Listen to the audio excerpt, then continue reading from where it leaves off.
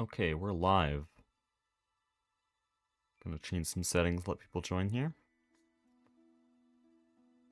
The stream music is very low, hold on. Settings, let people join here. And we're looping audio, you love to see it. The stream music is very low, hold on.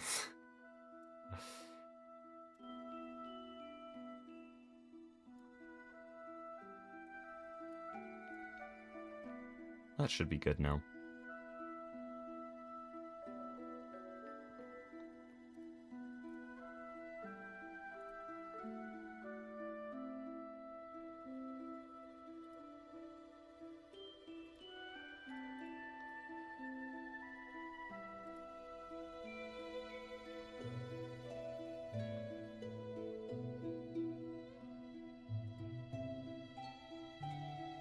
Okay, do we have GTNH, please?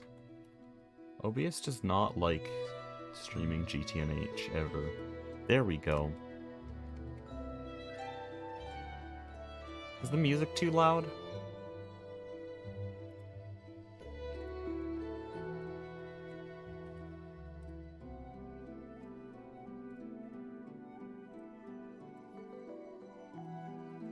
Like 8 tabs open. Hey Greg, check idiot.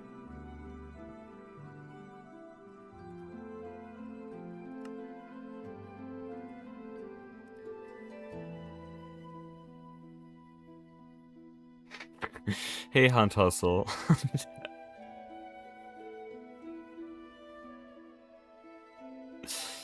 He's so right. Dude, Hunt, I got a 5204 yesterday. I was on 51 2x pace, and then I just lost 40 seconds in high hulls.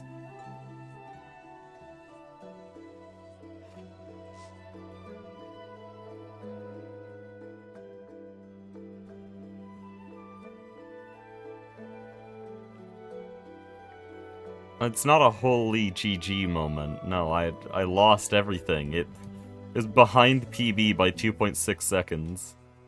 I really want Silksong Rando. Just join the dev team. Help them out, dude. I don't know if they're even doing anything. Architect is close enough, right? It's similar enough. Okay. So, first thing we're doing today is... by the way, Greg Tech viewers, a lot has happened. We have a new circuit board factory over here. And we also have a bunch of acids passived and all that. And so really all I'm missing for the nano circuits promised in the title is this circuit assembler, so we'll probably have nano circuits in like 10 minutes.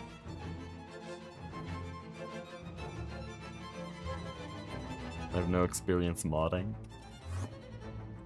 I was about to make fun of the fact that you literally put a Deltarune boss into Silksong, but that was also just Architect, which is different.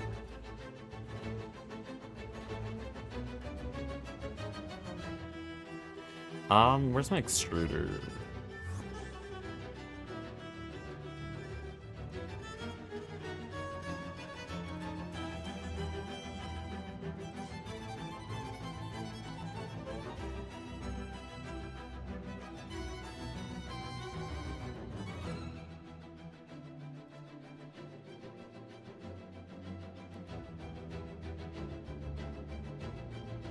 Why does it say we don't have... Oh, I see. Okay, I just need an EV circuit. So it doesn't know how to make them. This is a very weird thing. Actually, hold on. Greg Tech experts, I need help. Why won't this thing work? I was trying to figure out what was going on last night. This thing has a channel, device online. It's connected to a P2P tunnel over here. Where is it? No, this one says device missing channel now. Oh, it straight up just doesn't have a power channel. Okay, well that's that mystery solved. How do I fix it then?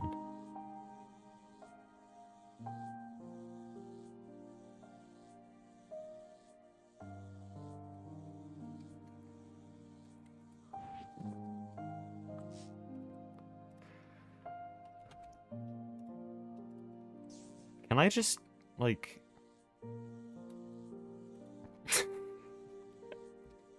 Hey, it works! Let's go. Greg Tech's so easy. Okay, that's actually fixed.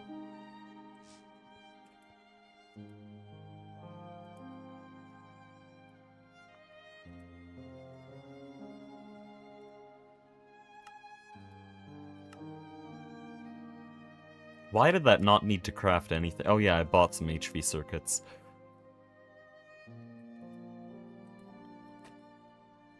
Is this all we're missing? That's crazy. Dude, everyone's gonna miss it. The stream hasn't even been up long enough for people to join, and like I'm basically done. There we go. So there's our EV emitter. Then we're just missing 2 aluminum cables here. And that's our EV circuit assembler. We do need a few generators to run this.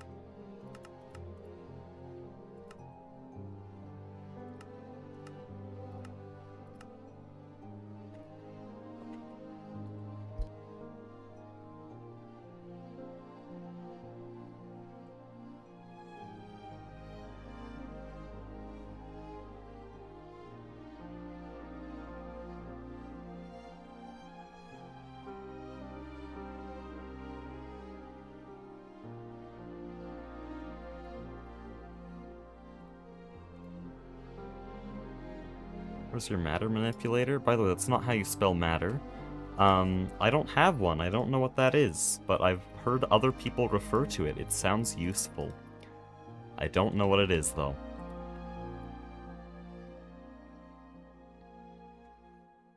Okay, then I also need some other cables. What's the basic EV cable that is used for everything? Should I use aluminum or black steel? Oh, black steel's very good. Yeah, we'll use black steel.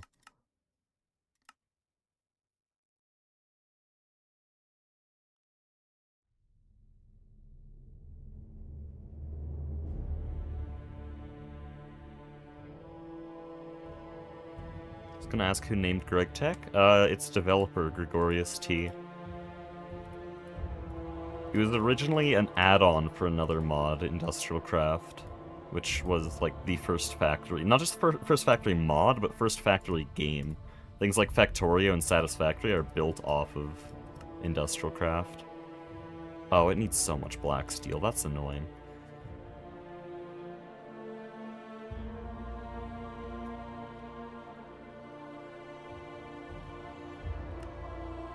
Okay, but it is getting us some generators here. Black steel can't take that long.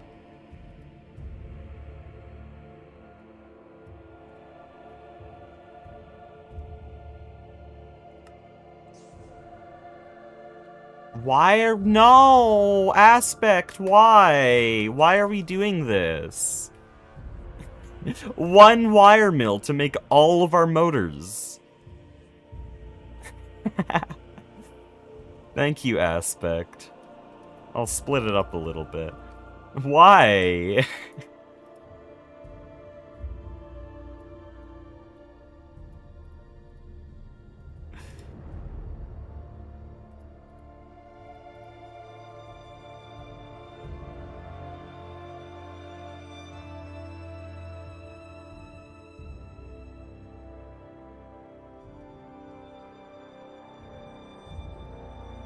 There's no way it's exactly 19 cable. That's, like, really oddly specific.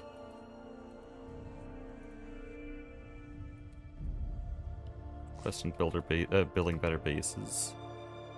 I should look at this more often. I didn't know that was a tab. Where? Here. Oh, it wants me to... Why would it want you to do that? I have the highest tier building wand, I'm pretty sure. Or no, I have a different building wand, never mind. No, it's the extra utilities building wand. Here. These look really cool. They're all Ivy, though.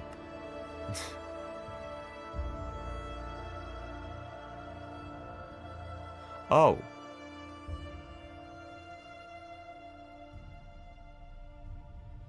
Oh.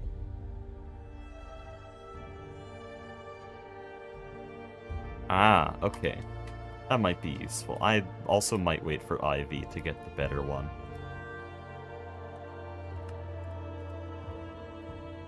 And no EV circuits.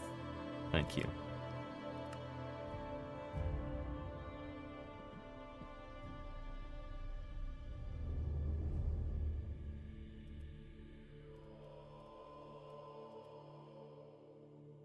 Also, I need people to help with bee breeding, if there's anyone here who's done bee breeding. Because no one will explain it to me. I have to, like, I want a phosphorus bee, so that we can have, like, passive bools. But this needs a bunch of stuff. I need ash and apatite. We have coal and clay drones.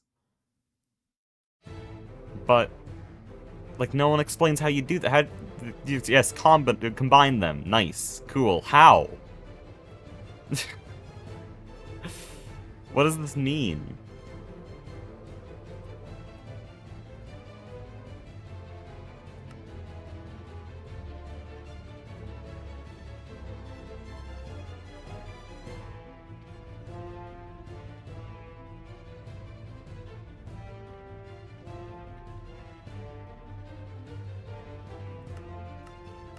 Don't you need...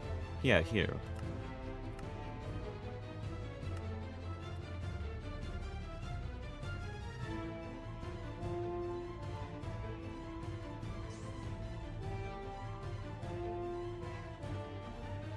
You need a queen of that type with a princess or drone from the other type. So what, I just combine, like, a coal and clay drone in the apiary? I already tried that. It just gave me a coal princess that had really shit traits. Or a coal queen.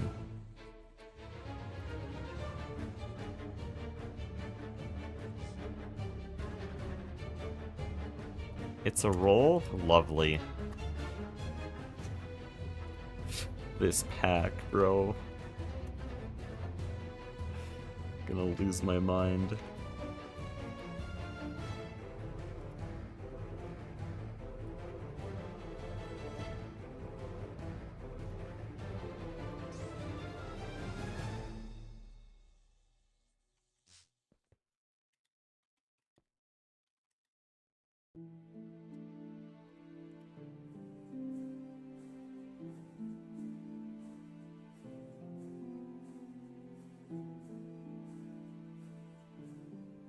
Increase the odds with different kinds of frames. Yeah, but they all need magic mods, and Aspect is playing Marathon.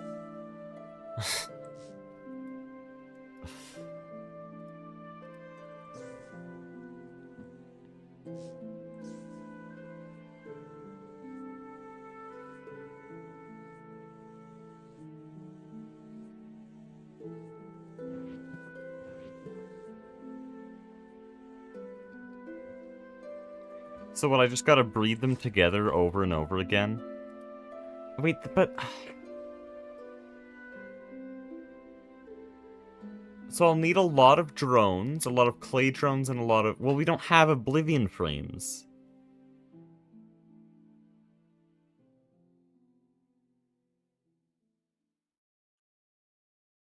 We don't have Oblivion frames, so we can't get, like, a bunch of a few bees. Because Aspect had destroyed our last one, and he won't make a new one because he's playing Marathon. He hasn't been on the server since Marathon was released. People get mad at me for just playing a bit of Silksong. This guy hasn't played Greg Tech in, like, months. Go play Minesweeper? Dude, I wanna actually progress. We're not doing Minesweeper in EV.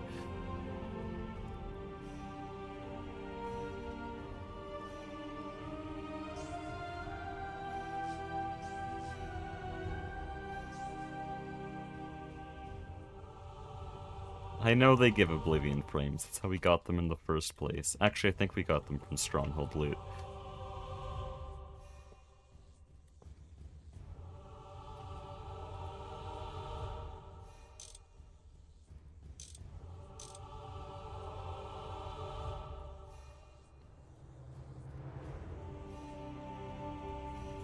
Dude, these generators are actually just so expensive.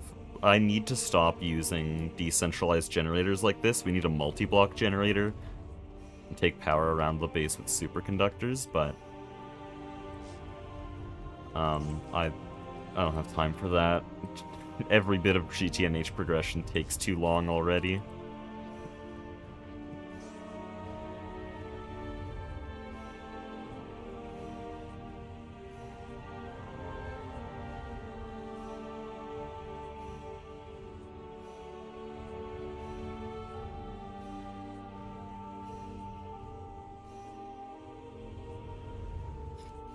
Sorry, I'm trying a new thing. I'm gonna be pausing like this whenever I say something that might be useful for the video. Because I'm taking notes here. Live streams are hell to edit. I'm trying a lot of things. Also, I did put it in the description here. I'm changing things up on this channel quite a bit, as some people saw in the post recently. And so I will be taking questions, because that post left a lot of people with a lot of misconceptions about what I meant.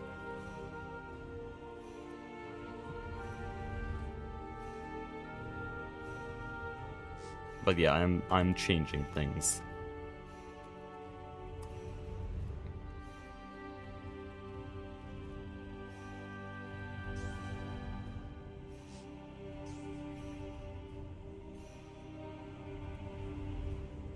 Just gonna copy aspects design here.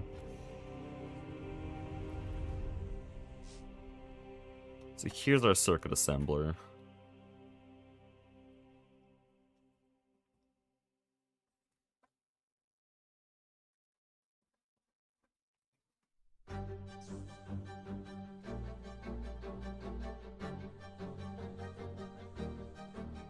So I need cables and I need an interface. I think I threw some interfaces in here a while ago.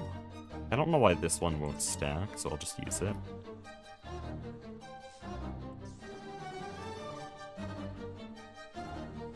Are you going for the Stargate at the end of the game? When was it implied that we weren't? That's like the most common question ever. Yes, we are! I play this stupid-ass mod for 5 hours a day, and people are like, are you gonna play it to the end? What does it look like, dude? I'm wasting away over here. I'm sorry.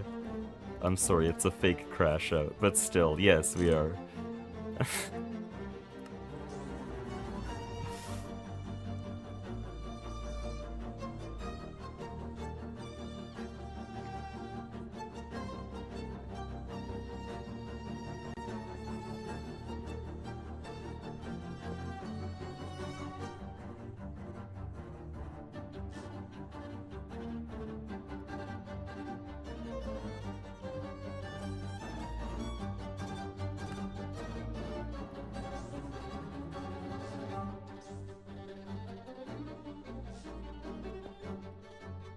Do we have soldering alloy? No, we have tin.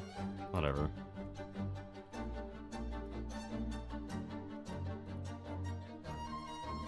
What?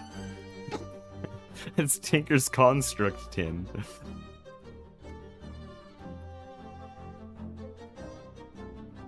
Genius.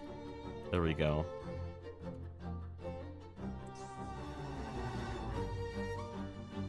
Are we actually already done?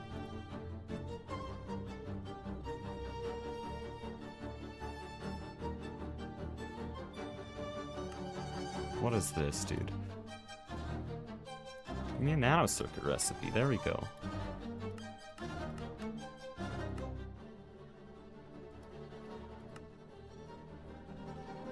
Soldering alloy. That's advanced components. Here, this recipe. And actually, I think I'd want to make multiple. 4?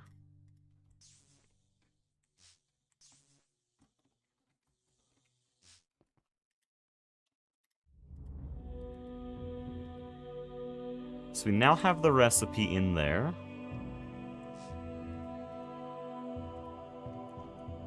And with everything else I've automated over the past 2 weeks, I think we can make this.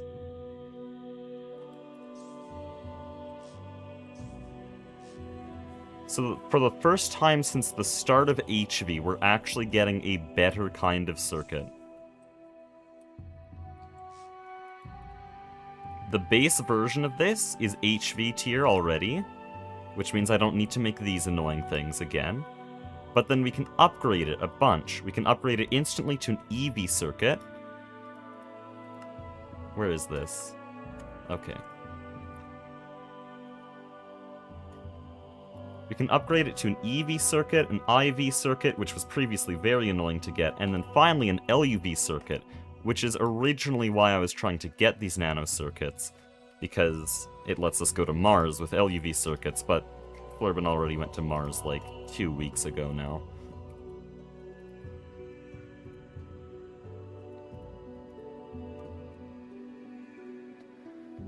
Now I just need to make all the other nano circuit recipes and change out our, like, universal circuits. Oh, why? What did it do? Cool.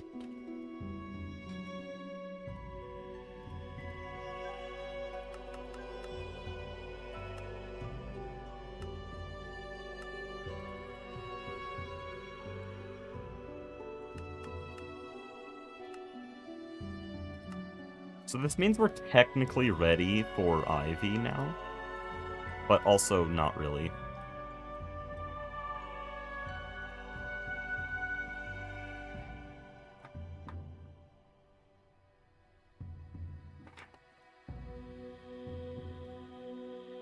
Can I pop out chat here? I can. Hold on. I have ideas. I'm a genius. Okay, that makes everything so much easier.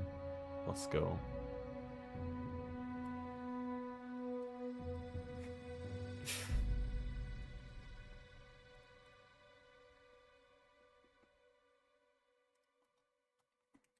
Right, I wanted the LUV circuit.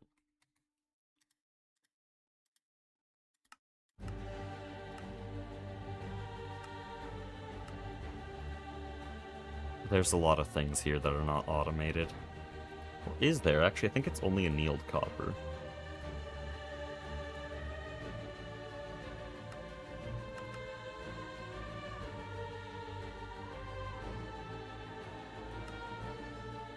Where did everyone go? Minor spelling mistake. I don't know. You mean on the server? They're all playing other games right now.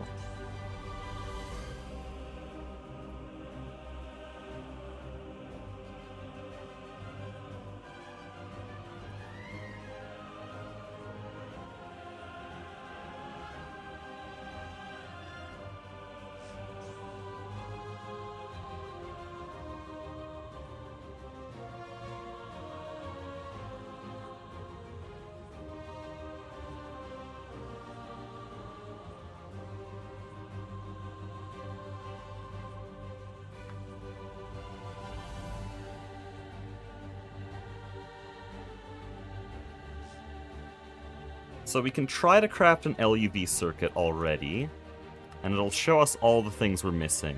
So these are automated, we just don't have enough of them right now. Like, they're passive, but we didn't passive the materials to make them. NOR memory chips are going to be a bit annoying, though, but they're also not important at all. Because I think, yeah, they're just used in the IV circuits, which I don't think we're going to be using yet. And the next project I want to work on is going to involve a lot of wafers, so we'll ignore that one. So what's the other thing is missing? The last thing. It's just aluminum frame boxes, right? Yeah. I can quickly do that.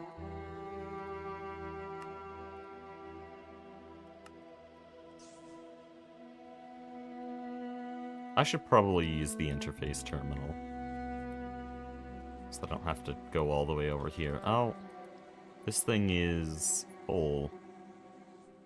We don't need carpenter's blocks, though, do we?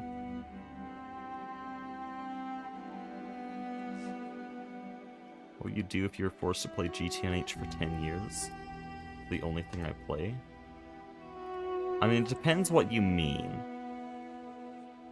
Because if you mean I have to play it for 10 years straight, I'd probably die, okay? I'd probably just let death take me. And if you mean it's just the only thing I'm allowed to play for 10 years, but I can just decide to not play anything, I'd probably spend a lot of that time not playing anything.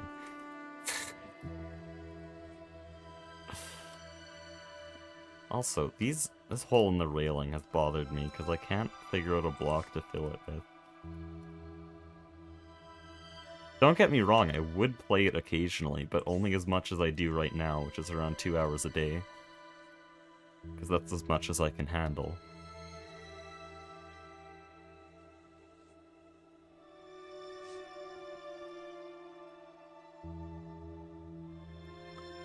Okay, so I need those phosphorus-doped wafers.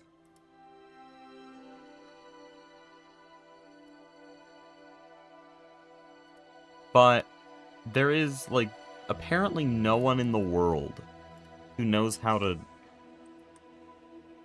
This is gonna be a bee breeding stream. Okay, fine, here we go. Oblivion frames, yippee!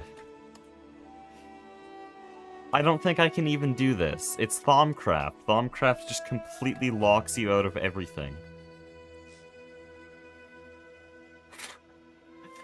That's just strictly something I can't do. Are we already off to Silksong? We're barely 20 minutes in. But I need phosphorus. There's no other way to get phosphorus. The wiki for Thaumcraft. I'm not doing that. No.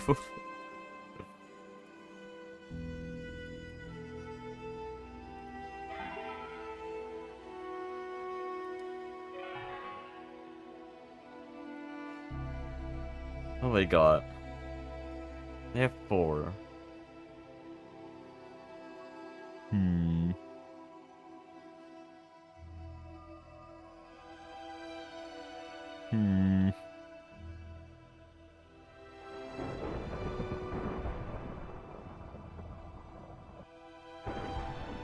Hmm.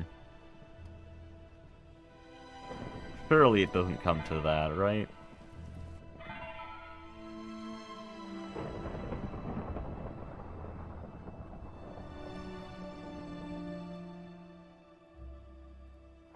Dude, I need circuits fixed, though.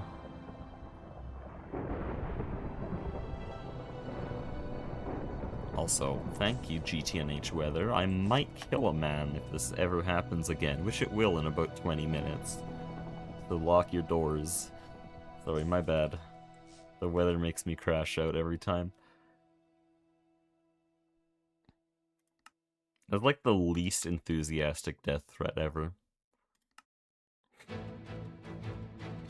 Oh, guys, I didn't... It wants specifically 4 radon cells, even though I've held way more than that. In... oh no. Fine, I'll do quests. That's what we'll spend this stream doing.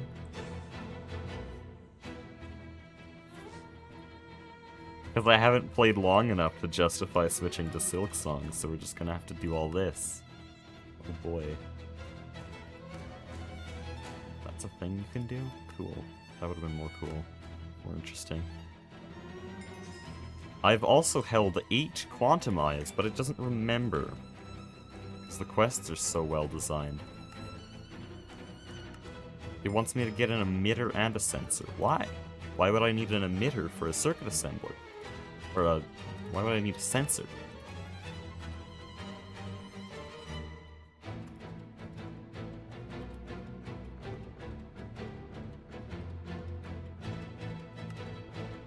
Oh, I should change that recipe.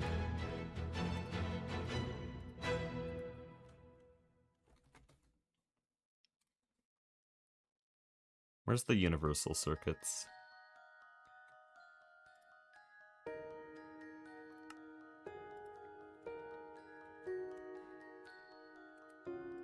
What a... okay, this is weird. Can you please go away? Oh, this is so weirdly designed. Why is there 10 now?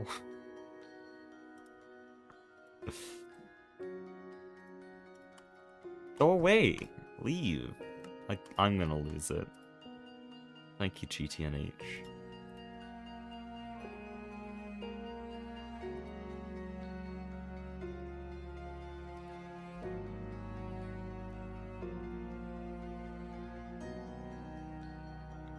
Do you need the Oblivion frame? I kinda do.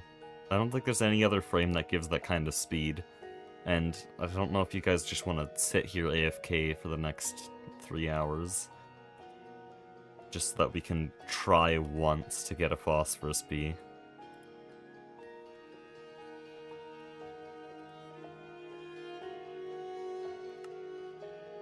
That's so weird. Don't have any capacitors. Nice.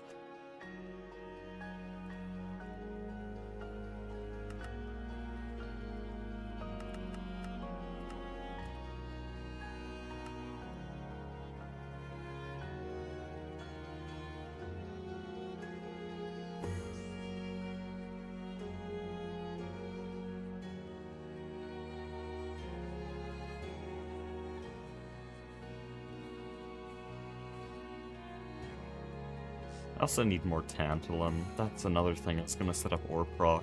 We need ore proc and high-octane gasoline before we can end the tier. We're currently the only team that doesn't have those things, or at least equivalents that do the job.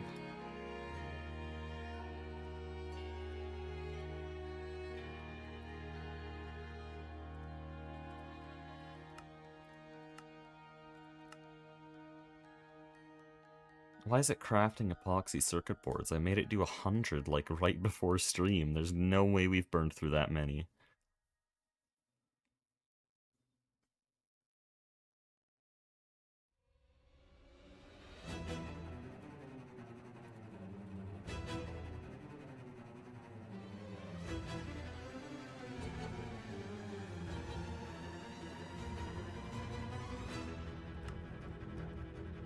The insane thing with GTNH is if you get a nano circuit, it's not even faster for EV circuits. We'll probably still be using HV circuits.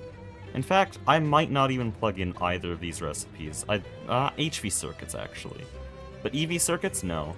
I think EV circuits will still be done with microprocessors, which is so dumb. That removes the entire fun of getting new circuits. And even here, like, it's like not even confirmed if this is better than just, or no, this. Like, it might still be better to get microprocessors, because it only makes one at a time with all of these. So dumb. Why do you have to announce that Project Singularity was a background project? I thought it was always a background project. It was supposed to be, and then people very, very quickly acted like it wasn't, which made me think it wasn't, and then that made me push myself, and then I ended up in a really rough situation where I was pushing myself hard on videos I didn't like making. So then I took a step back, made that announcement, and then realized that was the plan from the beginning, because I rewatched episode 1 and was like, wait, that's literally the plan. So, yeah, you're right, that was supposed to be the whole thing. Oh, this is supposed to be multiplied.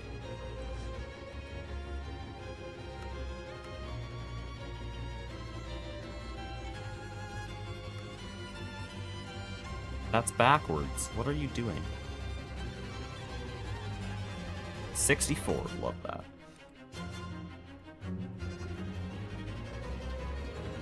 But yeah, even on that post, it seems like nobody knew it was a background project from the very beginning. Like, in all the invites I sent to all the other YouTubers, I said, you don't have to play on the server, like, more than an hour a week. I don't care. It's GTNH. Go have fun. And in both announcement videos, it's sort of just like, yeah, we'll slowly chip away at things as we feel like. And then people literally get offended whenever I go live on Silksong. Which, yes, that's still a thing, even after the announcement. I know that wasn't gonna really do anything, but I kind of wanted to vent, I guess. I made a post about how people were being, like, really annoying about me posting Silksong.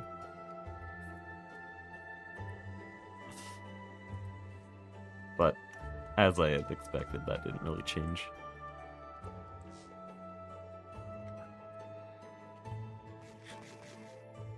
Oh wow, I've apparently eaten a lot of those.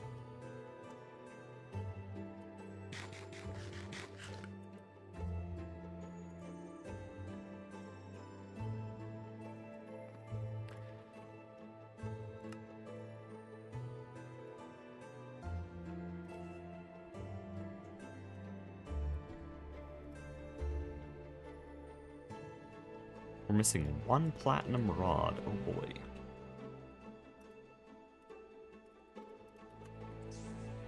But yeah, I'm having a lot of fun with new Silksong videos, and also, a big thing people ended up taking from that post, which I did not mean at all, is that I would be ending Greg Tech content on my channel. I said that was a possibility because I hadn't decided yet.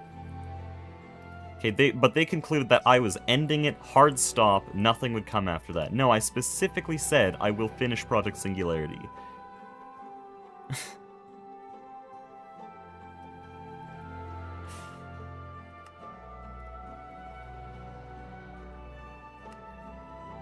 And in fact, the whole post was basically not even about is Project Singularity continuing or not. It was more, I'm going to stop uploading content I don't like, and I'm going to make better content. People got mad for me saying I'm gonna make better content and focus on quality. That's so odd. And yeah, I'm planning on making a cool Project Singularity video that's actually gonna be good, because I'm gonna be dead honest here, I don't think a single Project Singularity video I've ever uploaded was good. I think they're all bad, unironically. That's why I made that post. That's the hard truth. I do not like my Project Singularity series. There's occasional moments that I think are funny, but that adds up to 10 minutes. The whole series is so far 9 hours.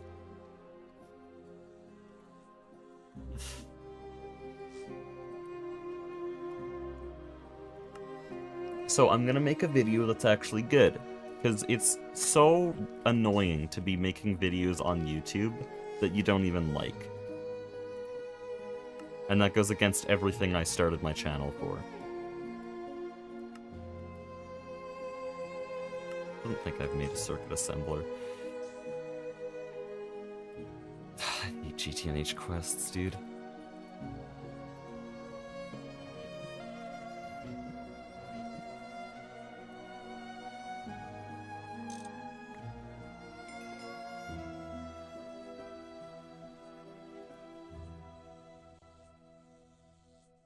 But yeah, factory games and stuff are also going to continue. Like, a lot of people... Hundreds of people unsubscribed during because of that post, because they thought I was only going to upload Silksong after that. No, I just recorded, I think, 35 hours of a Factorio series.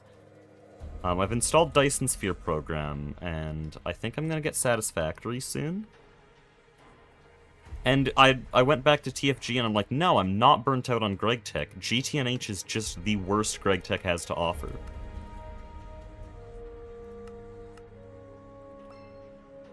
I really hope things get better in Ivy. I don't know what I'm gonna do.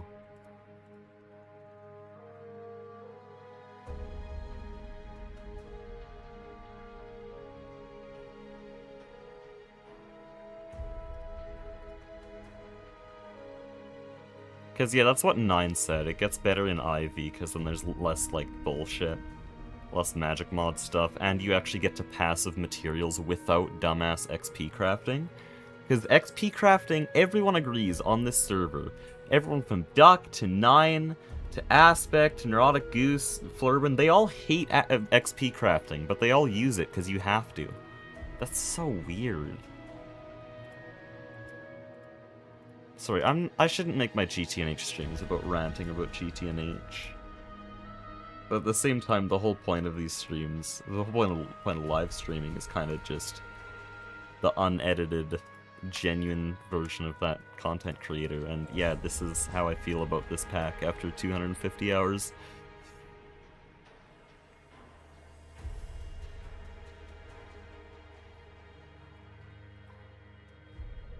What was I gonna do? I don't know what to work on, because everything needs magic shit. Oh yeah, I was just working through quests.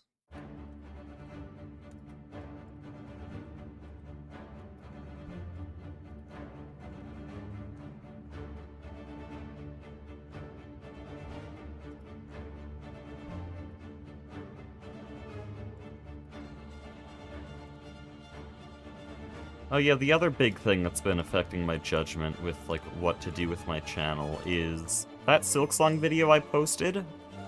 I've said it before, and I believe it even more now. That is the best video I've ever uploaded, just quality-wise. Like, sometimes I'll just end up watching a little segment to see, oh, how did I do this right? And then I'll just watch the whole video. The only other time that I've had a video do that to me is the E2E movie. And now looking back, I don't even like that one that much, because the mic quality is kind of dubious. But the editing's great. And on that Silksong video, it's so good. Like, I have a full storyline, and it's so satisfying. I really love that video. Everything flows together. And now that video has more views than my average Greg Tech video, which means, like, I have one thing that I really like making that I think is really good, and is getting more views, more money, more subscribers, and then I have the other thing that I'm putting an equal amount of time into, but I don't really like it. I don't like the content, I don't really like editing it, and people don't enjoy it. Strictly speaking, the engagement's lower, the subscribers are non-existent, and the revenue is lower. So, like, as far as numbers go, I should probably quit Greg Tech, but I still like it enough.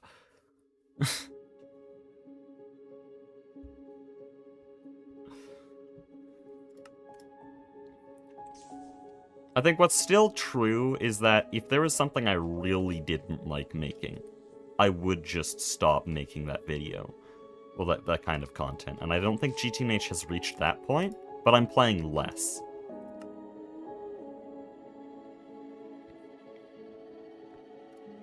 Where did the Nor stuff go? Am I crazy? Here we go. I am manually making some Nor chips here.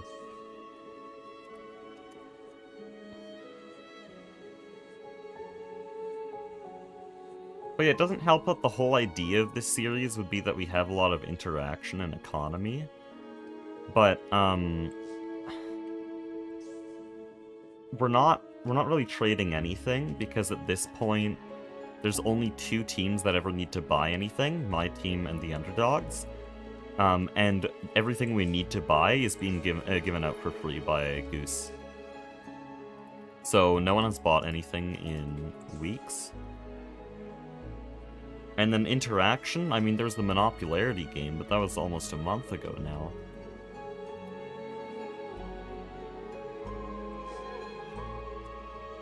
It's like the whole thing that was supposed to make this series interesting for me and others is gone. And because of teams like Tofu Corp and the Ducklings, I'm constantly left doing progression. I can't do anything else because I have to catch up. So, like, again, I was rewatching part 1 to make decisions on, like, where I'm going with this channel.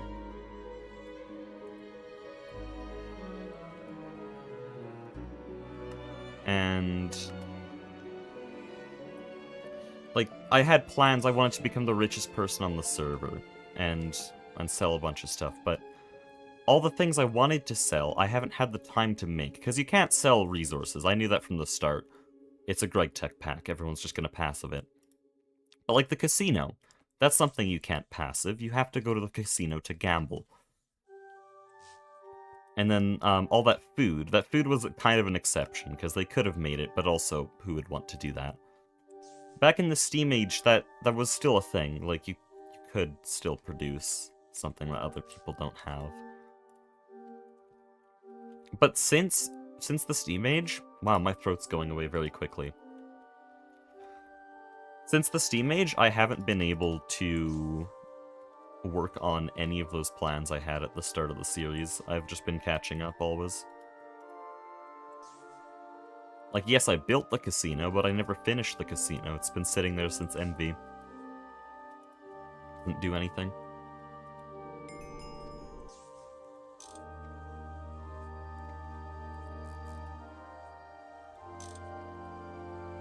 And I was actually gonna have this whole competition with Tofu Corp, because they're like the opposite of us. Tofu Corp was doing full vegan, they were selling tofu-based food, and then I'm selling human flesh. They're the environmentally friendly group that bans oil. We're just... We are oil. Like, we're polar opposite. Polar opposite teams, so it would have been so funny if we were competing against each other, but very quickly it became apparent that I can't compete with Tofu Corp ever.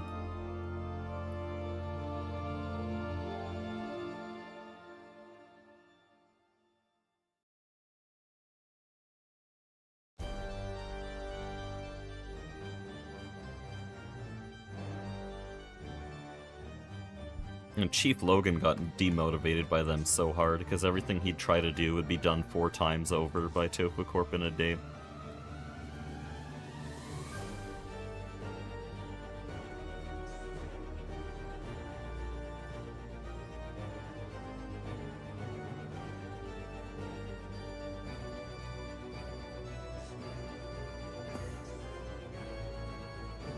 I really shouldn't go into the weeds there in these types of streams, but... Would you switch to Linux? If I ever had the time, yes. But there's a lot of learning you have to do when you're switching an operating system, especially when it comes to Linux, because there are a few things Windows does for you that you'll take for granted until you switch to Linux, at least from what I've heard. Some games I play might not run on Linux, and then I'll have to deal with whatever problems that brings. I know Linux is a lot better now than it was like 10 years ago, but it would still take 2 or 3 days to get to a point where I'm functioning as well as I am on Windows. And then eventually I'd be doing better on Linux than Windows, but still, I don't think I have those 2 or 3 days.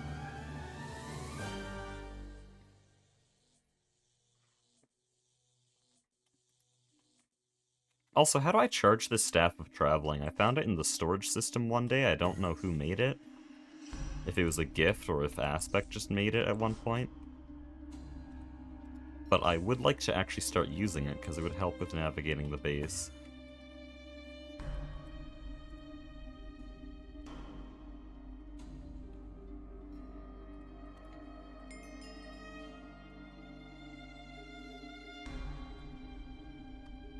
LV? But I have to charge it in an LV? That would be so strange. There's no way. Hold on. Does this system even still have power? No, it doesn't charge, okay.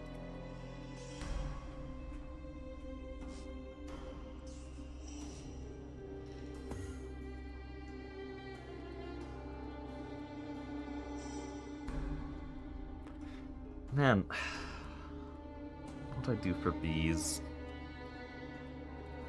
Hold on, I'll ping them to ask.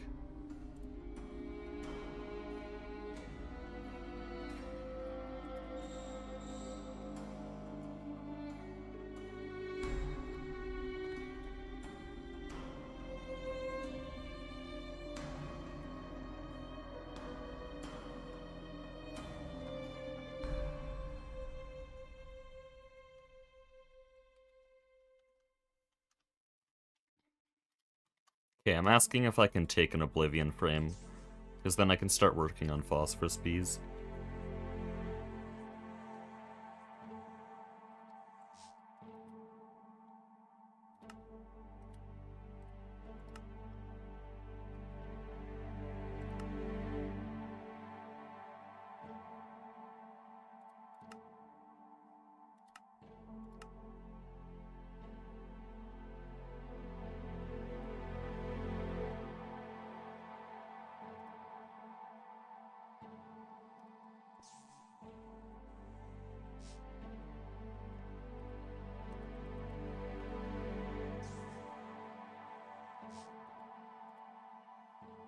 Wait, are those... Really? Okay. That's not a lot of gallium arsenide, I guess. Oh, it doesn't have polyethylene? We're doing it through a super tank. I really love this whole system. Beautifully functional. Could literally just be fixed if I had a fluid interface here.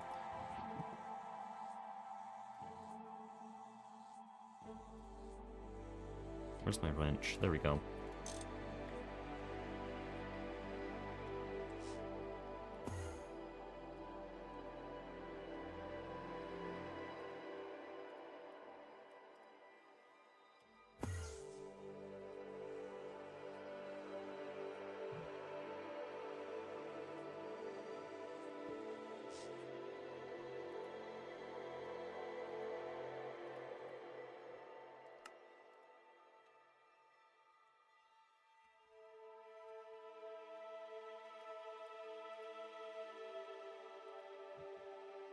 Do we not have polyethylene connected to storage?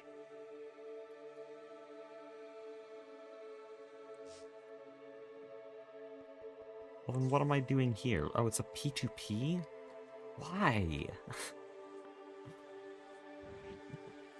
Fascinating. Requires RF? Oh, fun. Why is that separate? Nomi Factory always let me put it in a charge slot.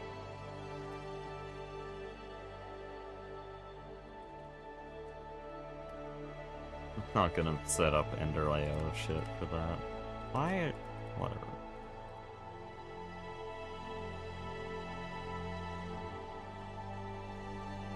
Oh, there's a recipe for it.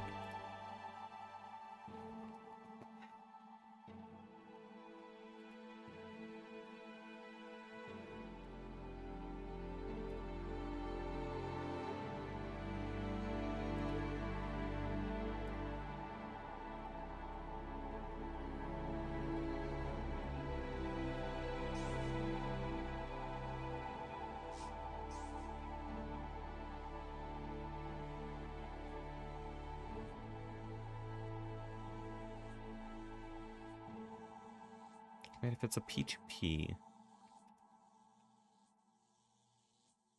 where does it go? I don't understand this whole system aspect setup. And there is a fluid storage bus, then what are you doing? I don't understand. Oh, it's insert only, I see. Okay.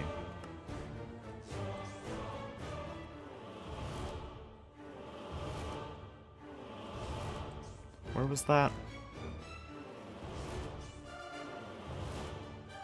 Here? There we go. It's also inductors.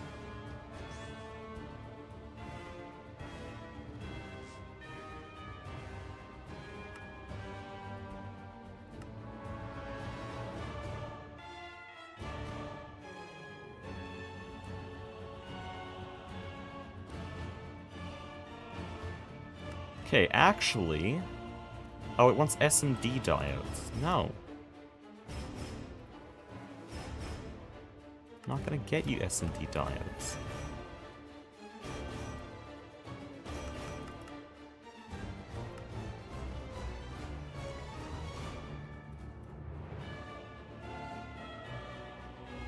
Except it's gonna make it 64. What do I do? Oh, the whole problem was that it was asking for specifically SMD diodes, which we've never made before. Oh, or have we? Fascinating.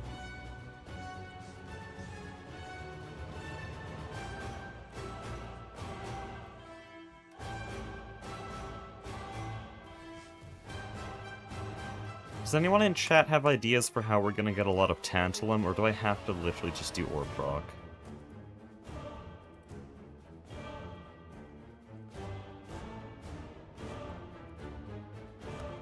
Okay, actually, I've made all the stuff manually. We can get an LUV circuit, just to show off the new nano circuits here.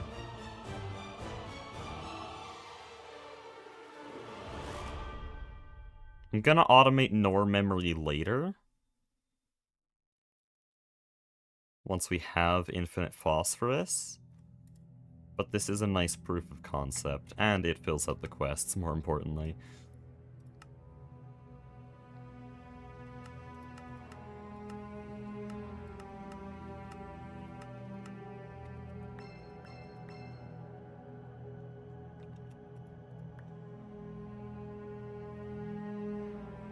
Why are the rewards always terrible?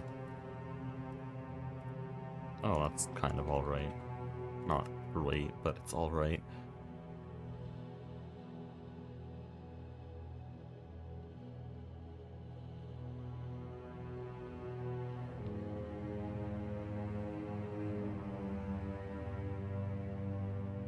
Oh yeah, we need TPV.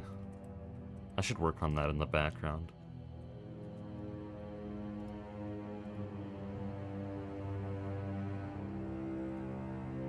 It needs an EV mixer. Well, we don't have an EV line. I've just sort of slapped these machines in here.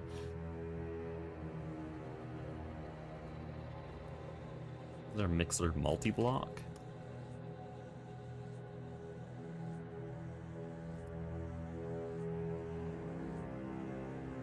Yes, in Ivy. Okay.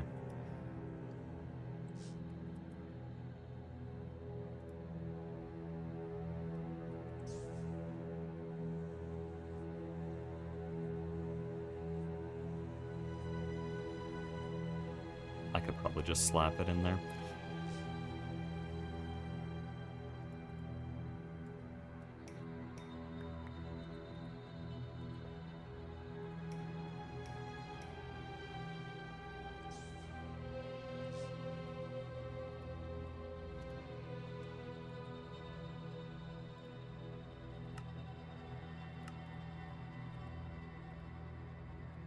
Oh wait, I had that searched up already.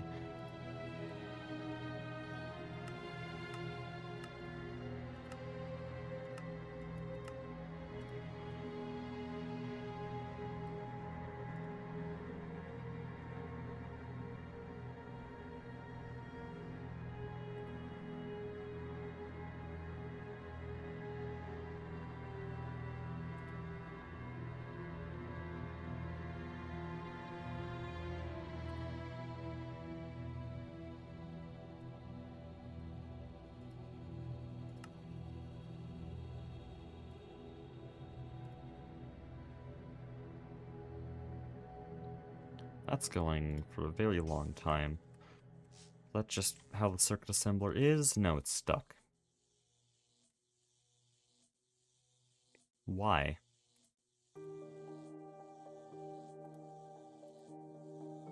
Does it have to be SMD? It does. Okay.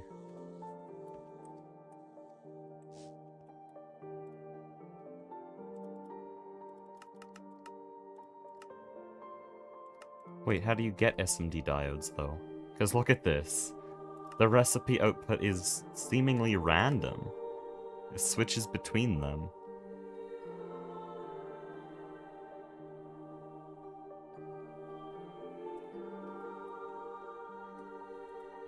Awesome.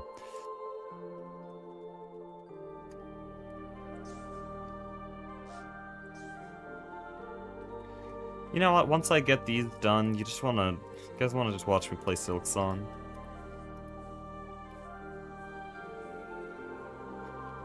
Just go work on High Halls Arena.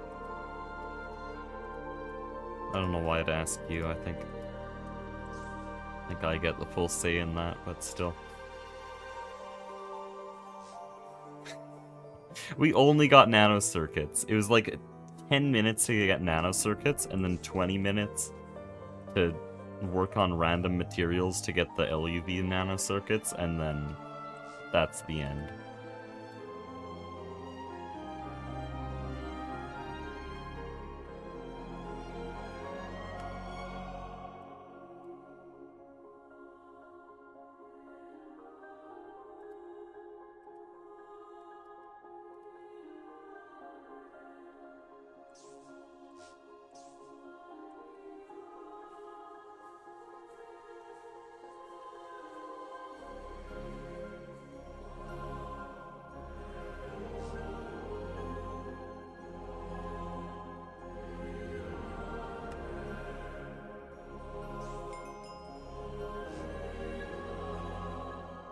Get the mixer down, though.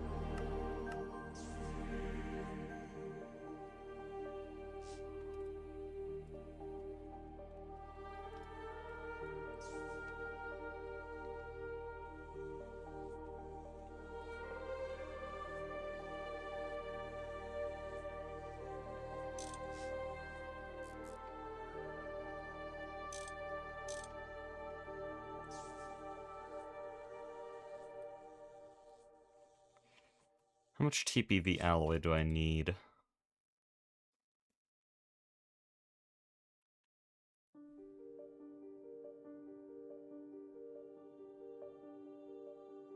$80 times 3 plus 128. 368, I think?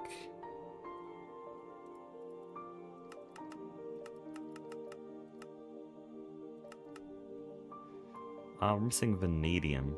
Only 10.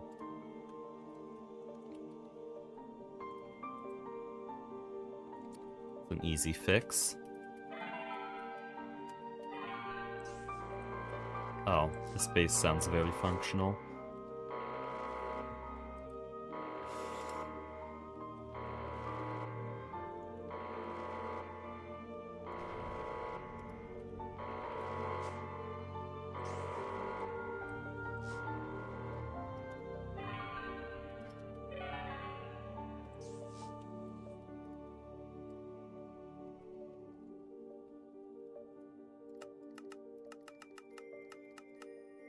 There, I'll leave this in the background for the next, like, day. Actually, it might not take that long. Still, it's gonna be a while before I have all that TPV done and smelted. Oh yeah, I need to rearrange the smelting system. I need to set up ore proc. But I want to leave all that for once my circuits are settled, but we don't have phosphorus. Miss when you'd say God bless at the end of vids? I do, what? Every video, I'm pretty sure. Did I forget in the last one? That's my outro. Okay, I'm not gonna claim God bless as my own thing, but... no, I always do that now. Ever since... I think TFG Part 4? Part 3?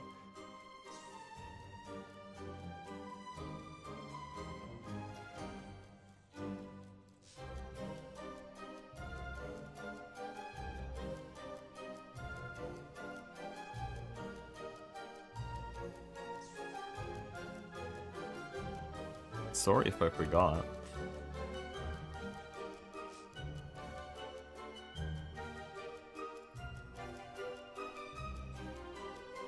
Oh, wrong teleporter.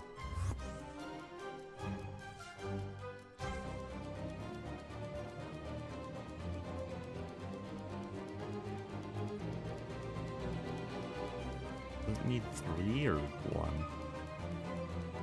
It needs 11. Why is it on 3? Was it smelting? What on earth is it smelting? Oh, there's a circuit 1 in there. Don't.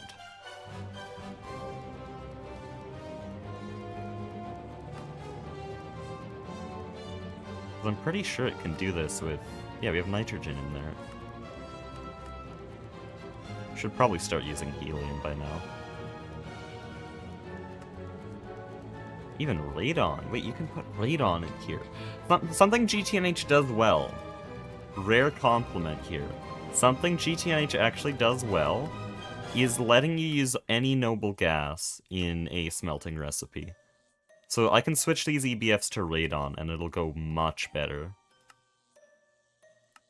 Past that, yeah, these are unreasonable.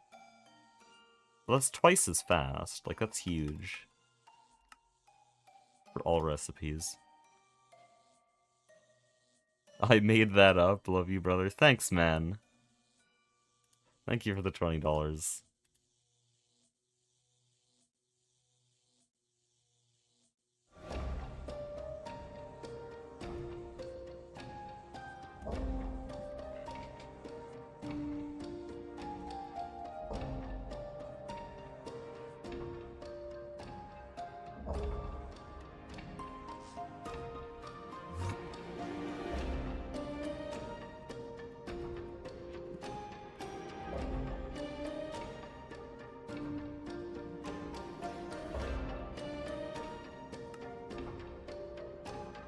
Okay, we can try to work on bees.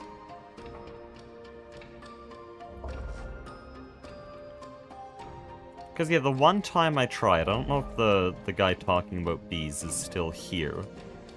But the one time I tried, it just made a coal queen that wasn't even fit for this climate. Like, it made it so much worse that I can no longer even get the bee. Where did it go?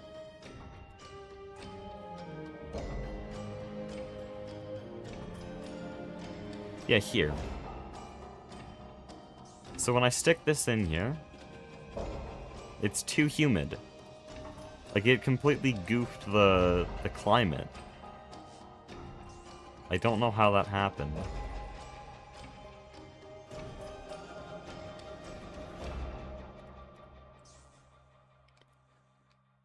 Guess I can find somewhere that's less humid. Like, hold on. This biome's 10%. Is this good enough? Too cold. Screw you. Oh boy, I can't wait for bees.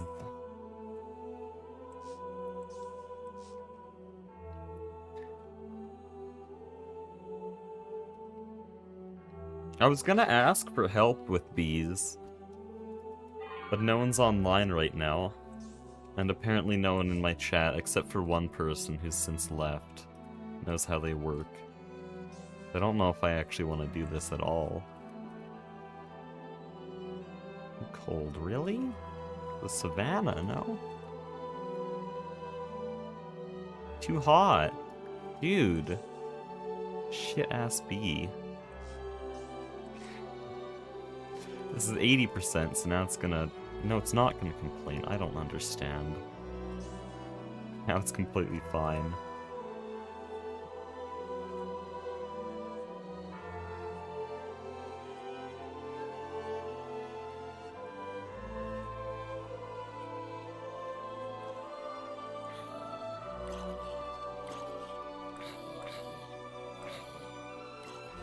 What are you doing? Where are you going? Why is there still a bed here? And 2 witch spawners.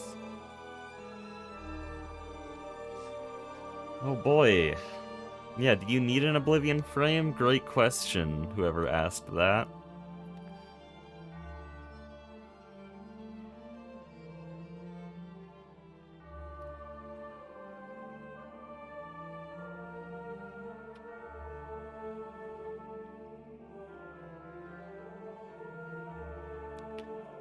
Also can't make a stock of clay and coal drones, which I think would help with anything I want to do. Because I don't have Oblivion frames. I need that. Why is this here?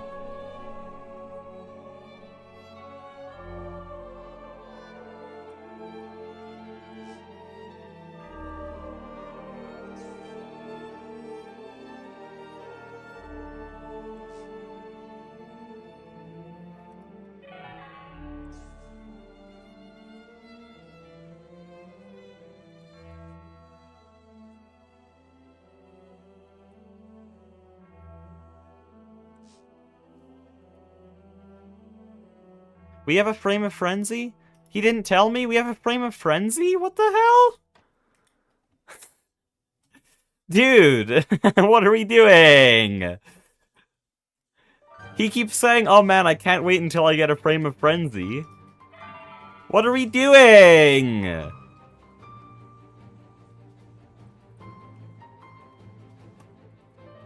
Like, whenever I bring up bees, he's like, oh, once we get a frame of frenzy, we can do breeding faster. I'm like, oh boy, I can't wait until he gets a frame of frenzy. That'll be so great, because then we'll have all the bees when he gets a frame of frenzy.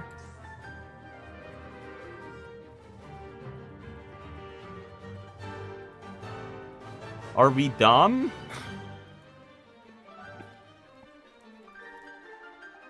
Go, kill it. Kill the bee.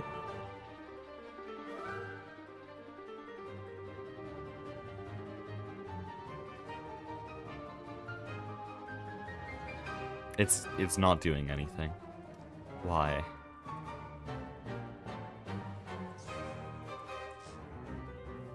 World Accelerator, go. Oh, nice. Shit-ass teammate. We had one since Envy? No, we don't. No, no, no, no, no, no. We did not have a Frame of Frenzy since Envy. That's not true. I don't think that's possible. Though, really, I don't know. I don't...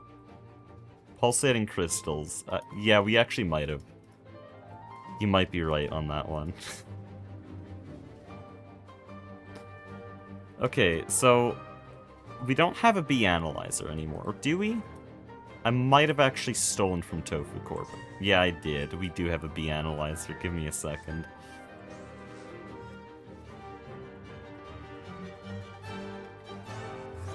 Oh, lovely. Ah, I guess it's the bees. That works.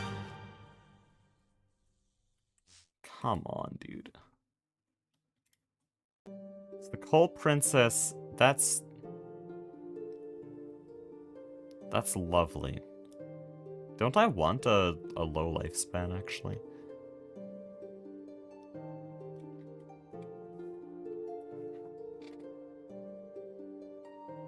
Okay, so what if I do this the really dumb way? I'm just gonna be really lazy. What if I just stick in exactly the same things here? Coal Princess, Clay Drone. Ashby, go. Frame of Frenzy's fucking gone. What the hell? Where did...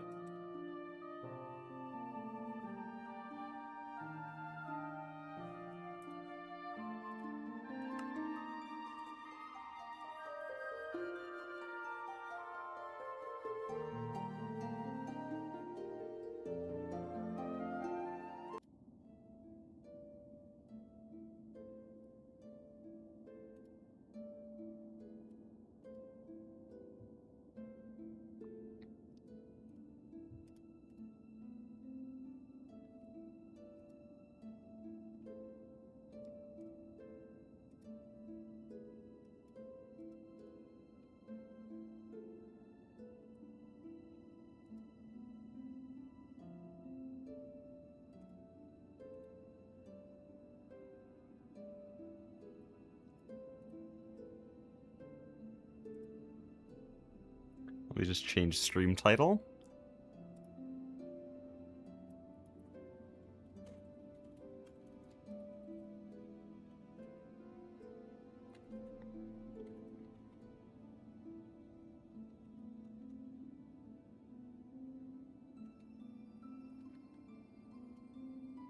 Oh, it's doing the timer.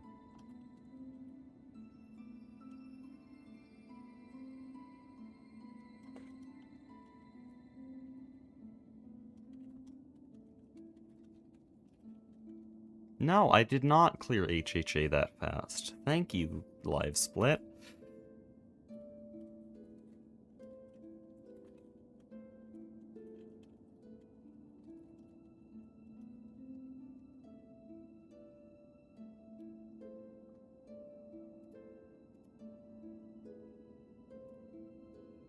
What happened to the Frame of Frenzy? Can someone explain to me what the hell happened to it?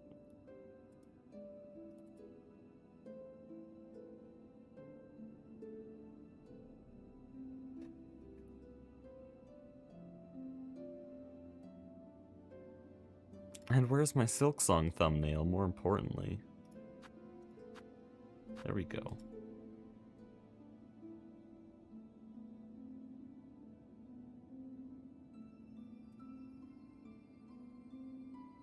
Grindel got it? Unlucky. Why? Also, why is this in Farfields? When was this? Okay. Now we can actually do something interesting, though.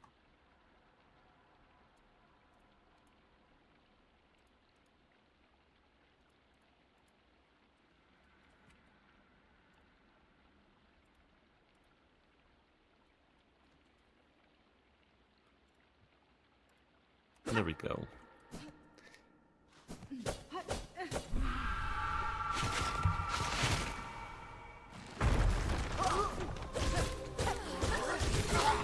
was too low. Way too low.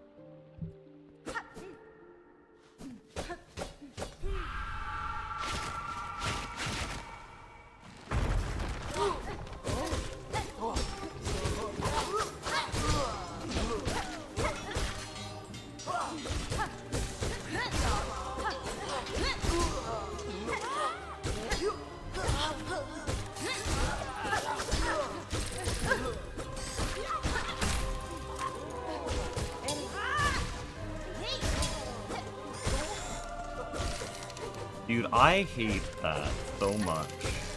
You're so high up. I know this arena is meant to be fought with double jump, but can an any percent speedrunner just have a little break?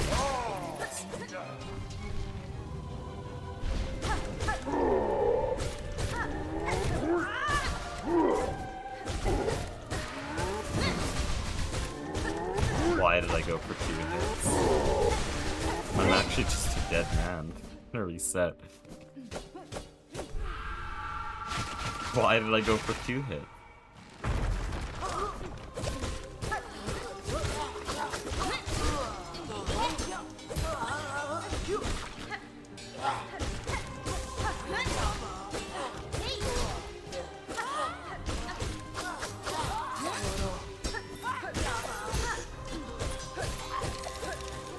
Wait, you're not even hit yet.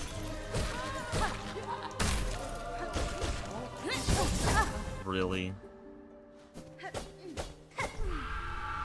There's some stuff I need to figure out here. Apparently the first 5 waves are my main time loss, according to Sue.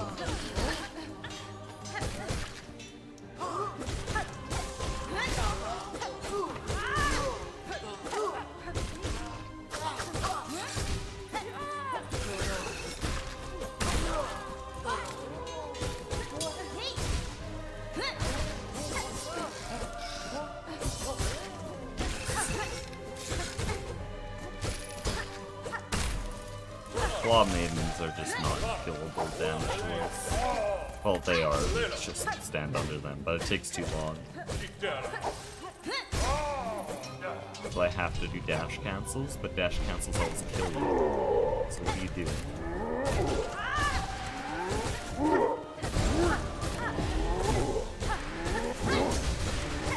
Nice silk spear, thank you. Yeah, and it's 1 hit. I knew he was 1 hit.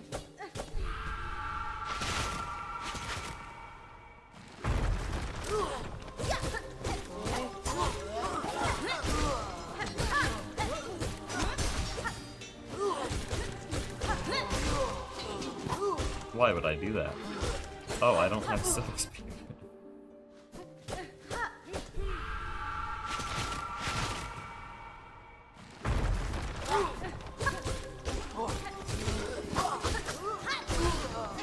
What?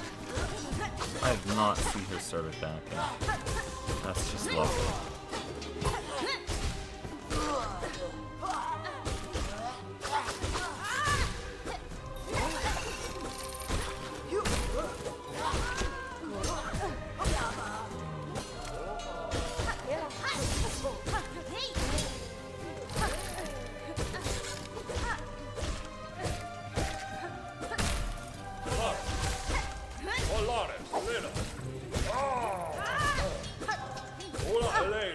What the hell, man?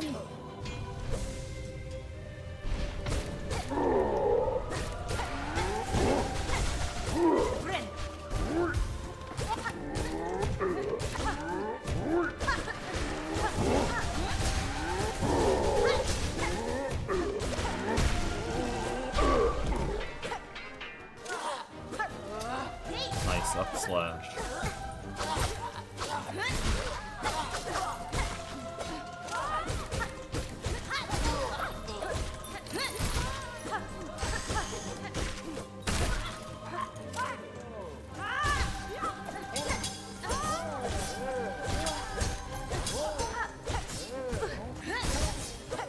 I just really, really love those enemies. I just love how they parry, and then parry, and then parry. And then parry. Just great for speedrunning. Okay, bro.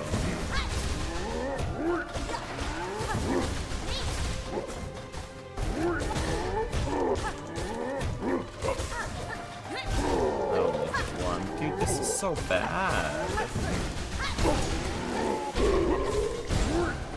Nice landing attempts. So bad. And it's still 30 seconds faster than yesterday. Shit, man.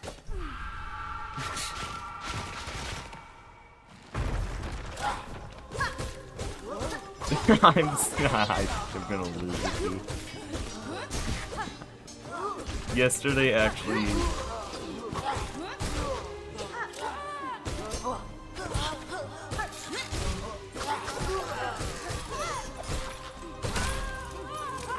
Why would you jump there? But that actually might be kept.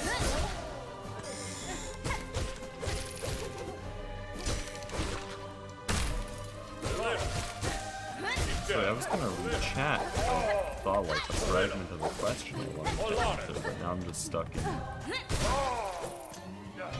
Stupidity is what I'm stuck in. I know that his guys are orbiting there. I specifically jumped out of the way so that I wouldn't get hit.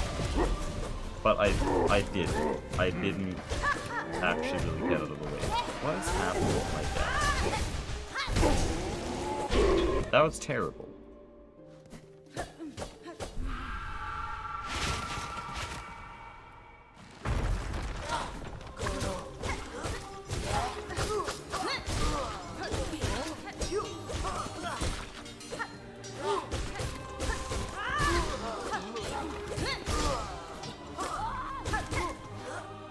What?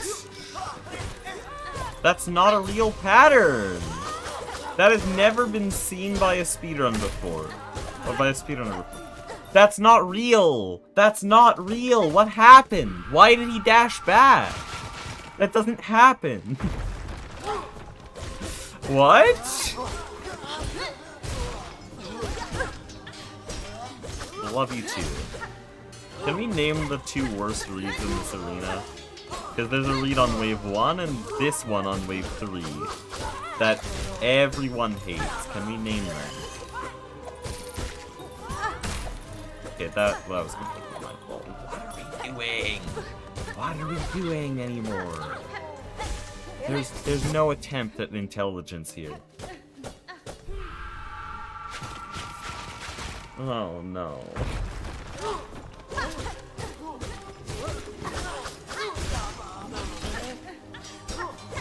How did that still parry?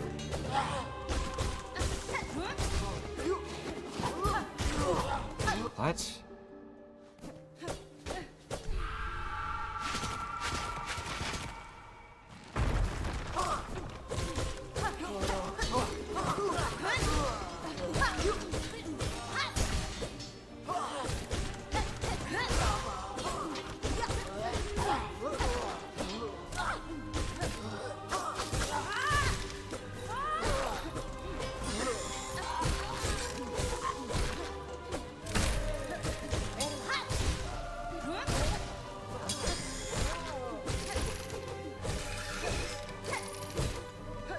How do I keep you in one place?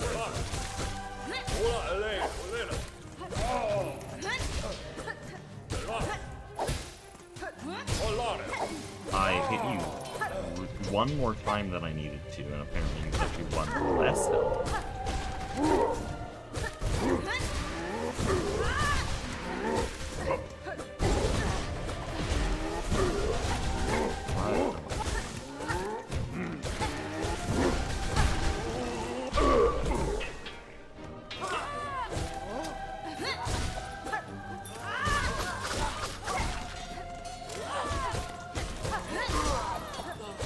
Listen, we can heal on final wave, it's fine.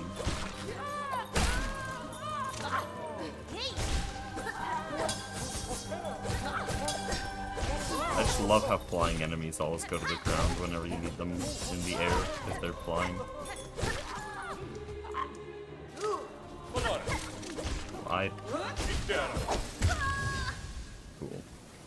I still don't even know wave 10.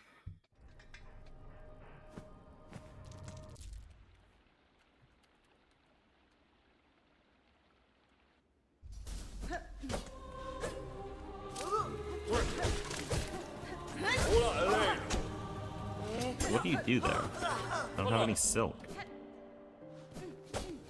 You're supposed to silk spear again, but how?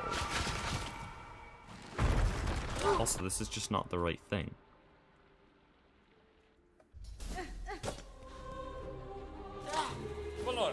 There we go.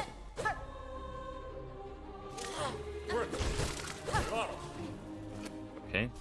Dude, it's just... I don't know why he's up there.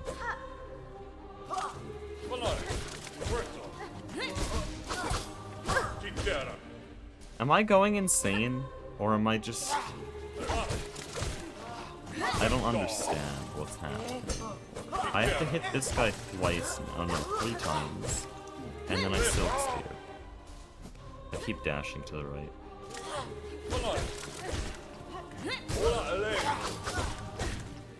I have to hit him 3 times. I need to remember that. 3 times. I don't know why Civ's save state starts with 2 on this wave. That actually doesn't usually happen. But there. The general amount of room you'd enter, or amount of silk you'd enter the room with? Yes, 1. Do you use all your silk on claw lines on the way here?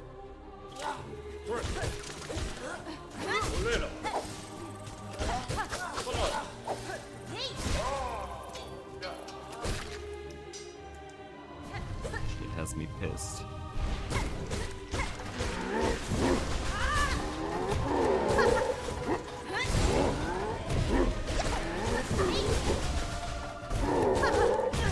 Going Fogo.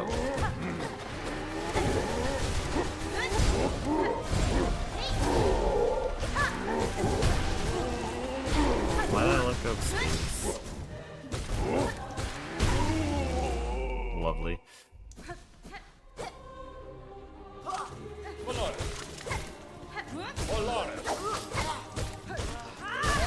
There, that's how you're supposed to do that wave.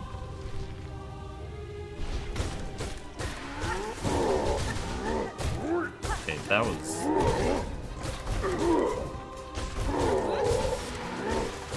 What's up with me today?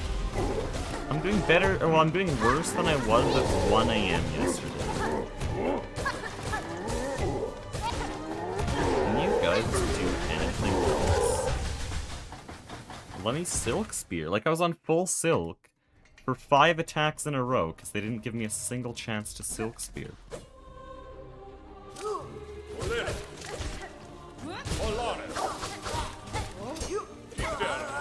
Well, now what? When he parries, I'm cooked. Because I need 1 more silk.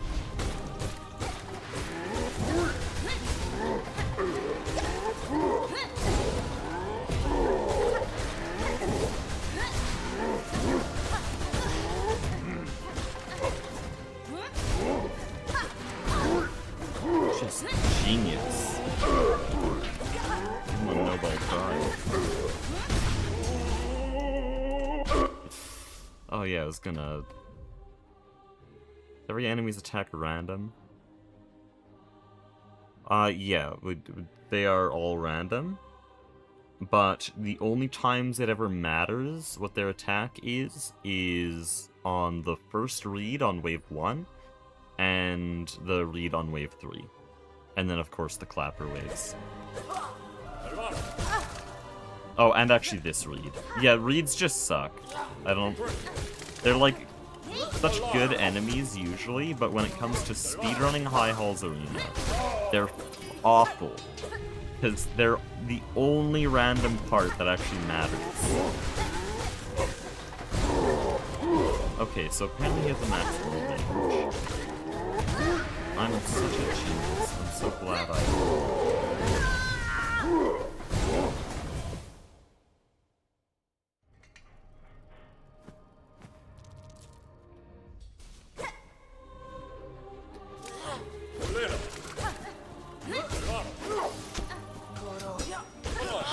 Lovely. What do I do when he's so far away? Well, I can't Silk Spear because I don't have Silk.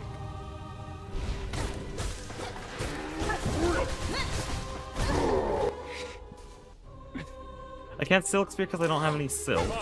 And I can't hit him because he's in, like, here, what do I do now? He's so far away. There's no way to clear that quickly. I took 2 damage there, that's the run ending. There, again, what do I do now? Do I just stand here? Like, oh boy, what a fast wave 10.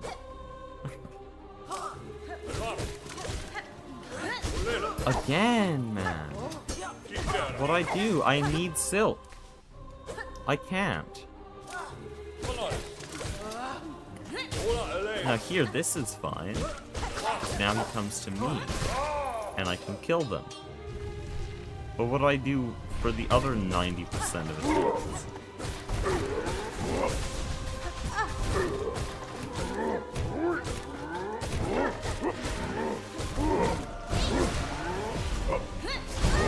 Why? Dude, I swear GTNH broke something in me.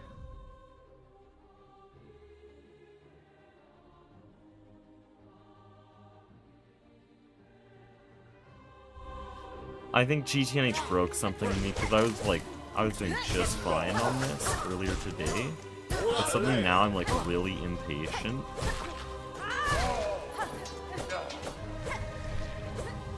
And I'm not focused at all.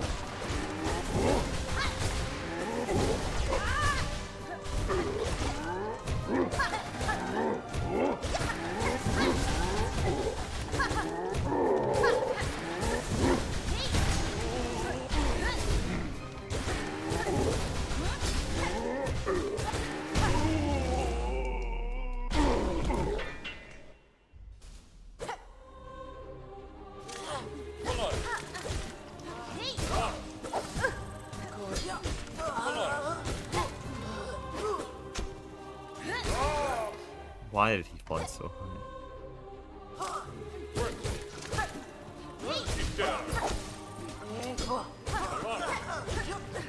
Like, this is just straight bullshit now. What do you do? What do you do for the 60% of high holes arenas where that guy doesn't chase after you? Because all the setups assume that the leaf chases after you. Is there something I'm doing wrong that's messing him up? Can I get a damn Silk Spear off? Holy.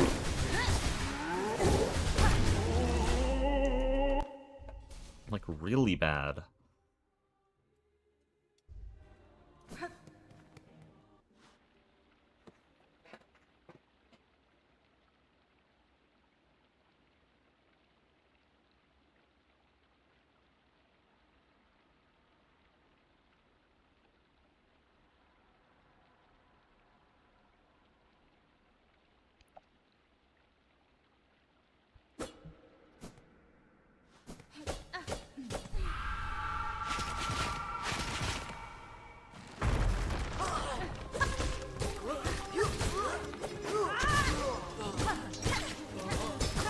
Why are you not dead? What? Why'd you get 1 more health?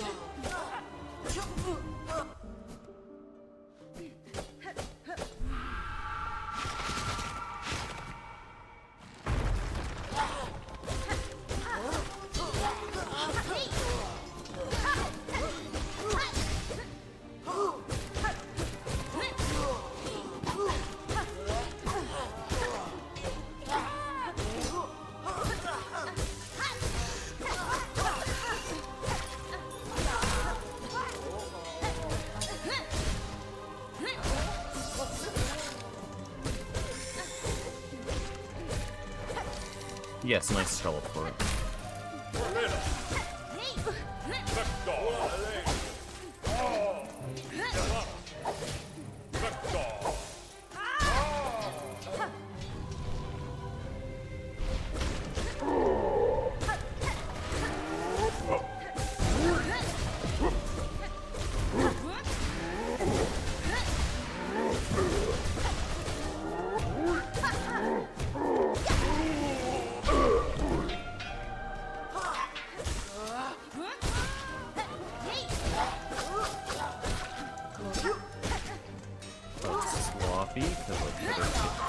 the first guy.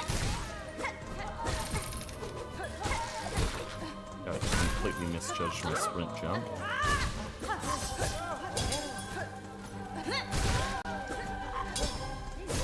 Stop parrying.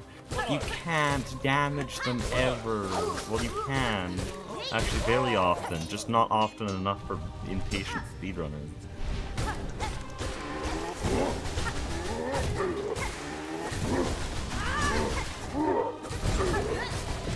Find that only hit one.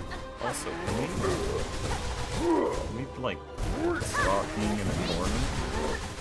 It's like fine to be in a corner for a little bit, but after a while, that starts to get risky.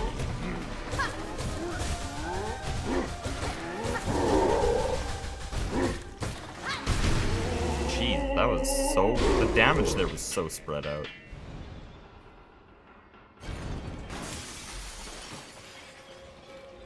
That's a 217. That's a 217. Isles Arena is so free. Okay.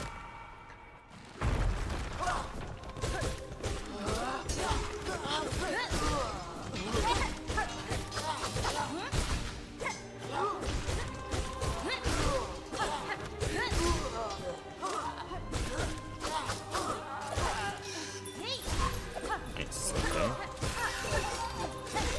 How are you not dead? Where'd my silk spear go?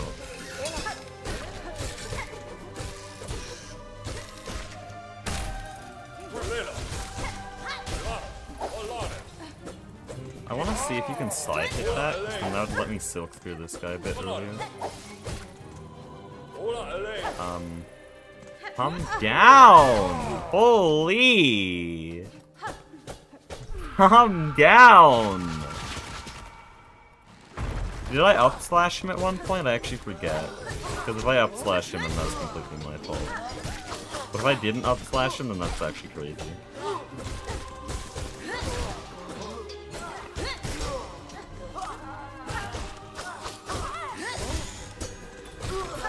Damn bell thrower.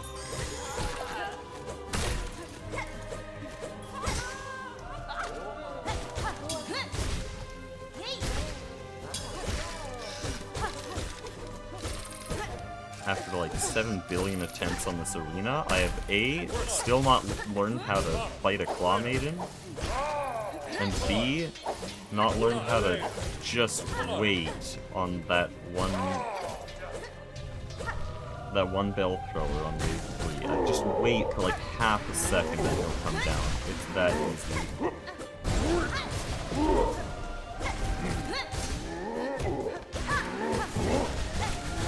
You're like one hit.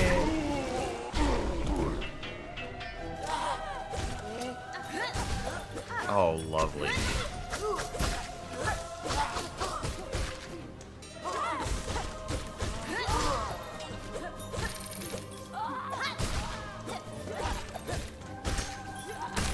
Calm down, I swear. Like, you can't even try to hit them, because any attempt will just push them higher. You have to wait.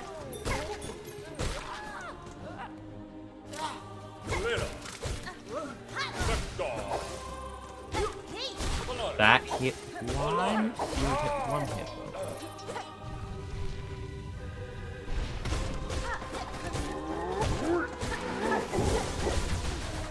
The jump to the round.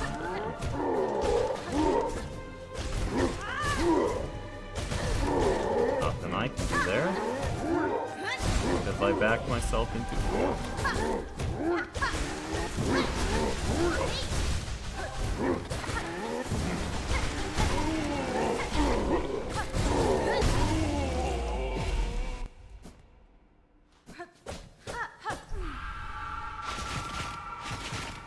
Watch what happens when I increase my needle damage.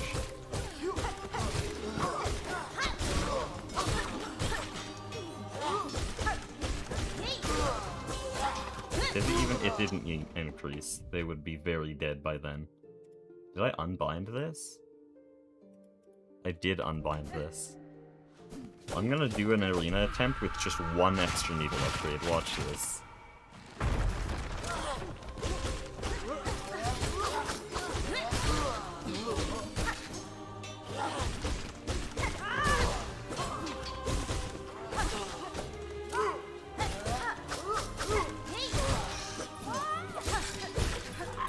This guy didn't get hit. You wanna know the nice thing about this? Boom, they're one shot like this.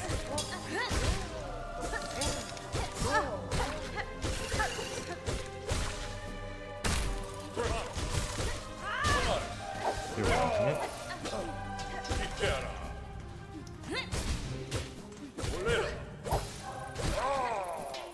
Still bad.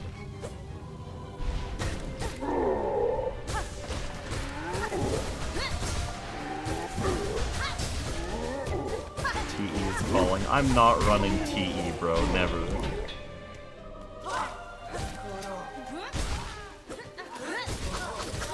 Are we being for real right now? This is actually gonna be slower than PB.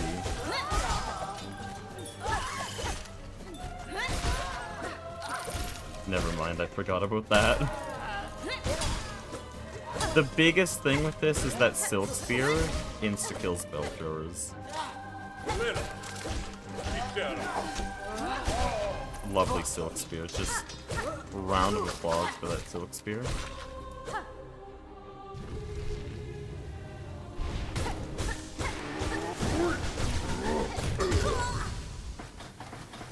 Did I just forget? Okay, you know what we're doing?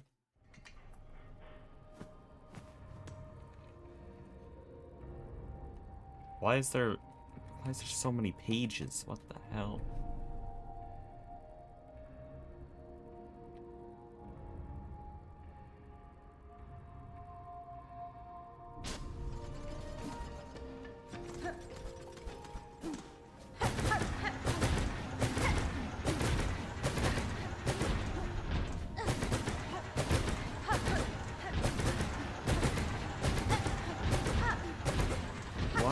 Why did it not hit one of those?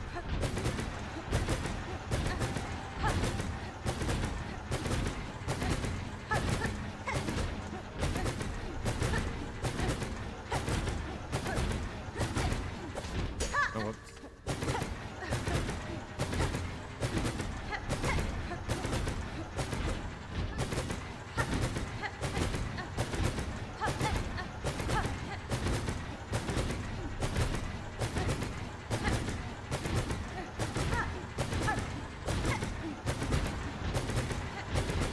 This is my training dummy here.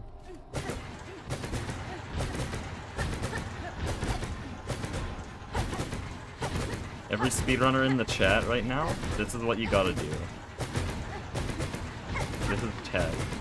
Well, it literally is. This is practicing one of the most difficult and inconsistent bits of tech.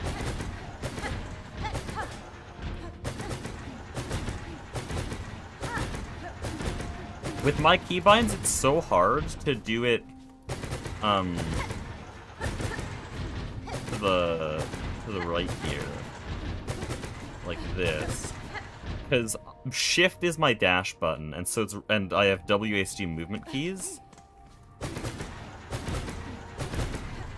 So it's a very, very weird combo.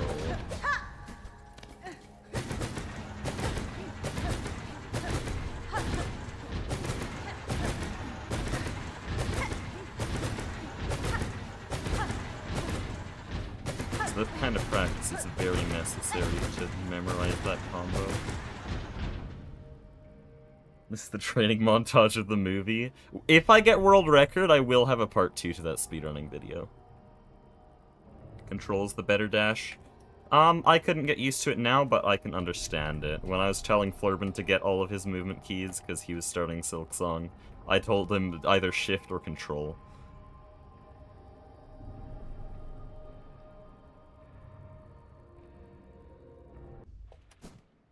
Oh, hold on. Oh, by the way, I'm not resetting on death. There we go.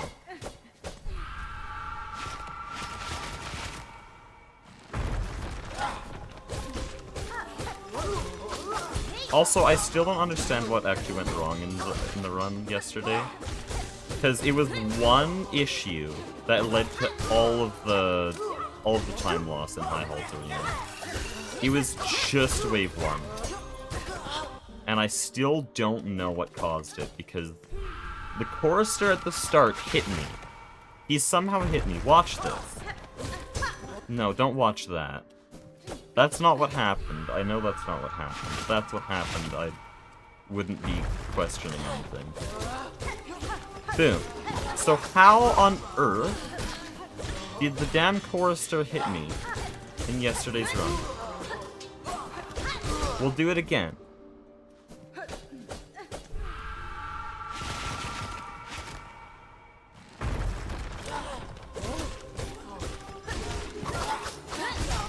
How on earth would that have hit me?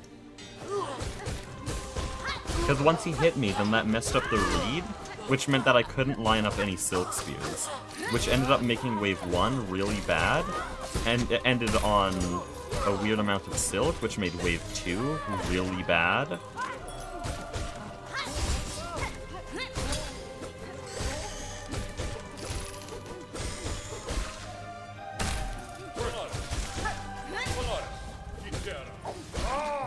Oh, how do I not get there?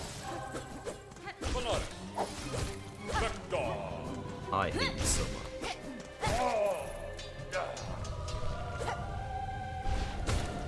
And then because that wave 3 was messy, because I wasn't in the right spot,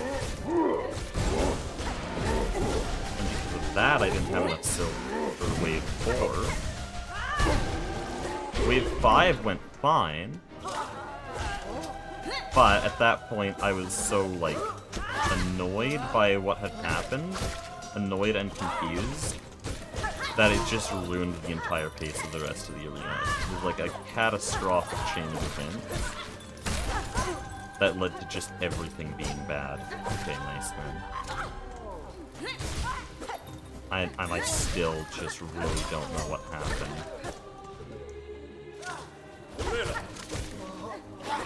I jumped way too early. For one hit. There we go.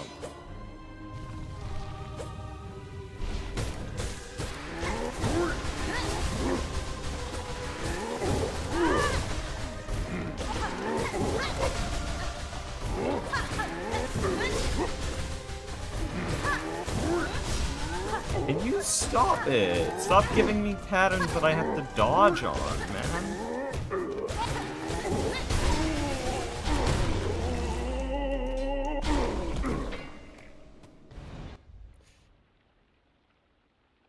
Oh, that was another sub 220. Sub 220 should be average. More than average, it should be bad.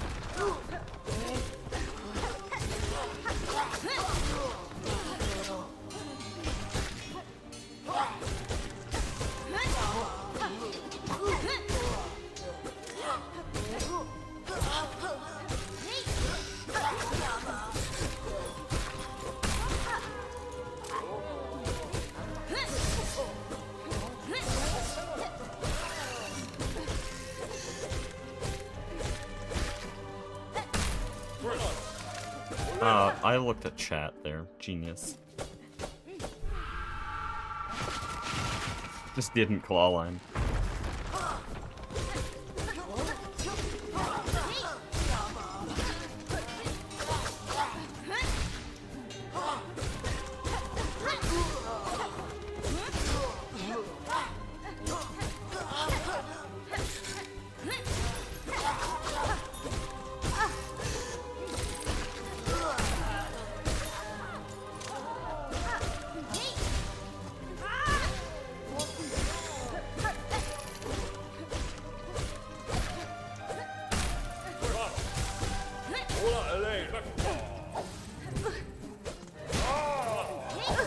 Ah, I'm gonna crash the hell out.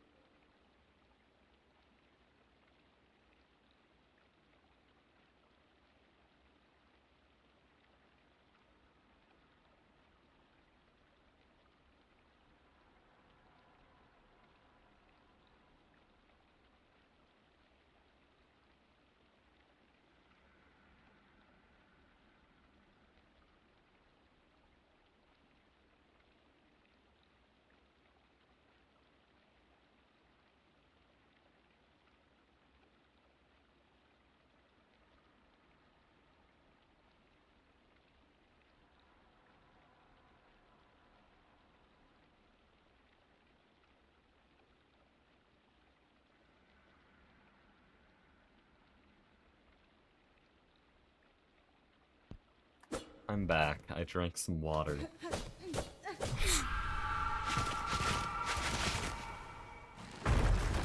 Thank you, wave 4. Wave 5.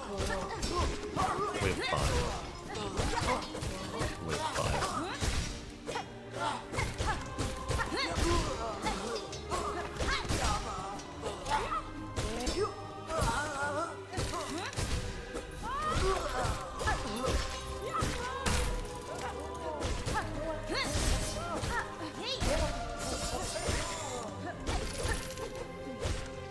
What I want to work on is not missing needle hits. I think that's actually like a vast majority of my time loss.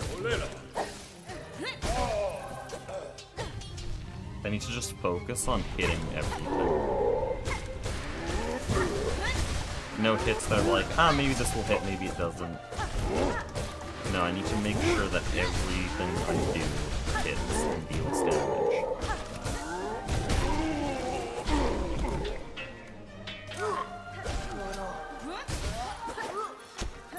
Not like that.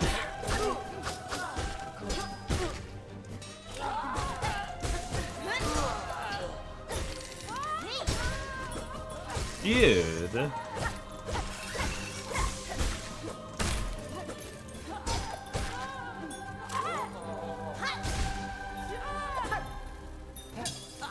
I don't know why I'm waiting for the Velcro to come down. He's one hit anyways.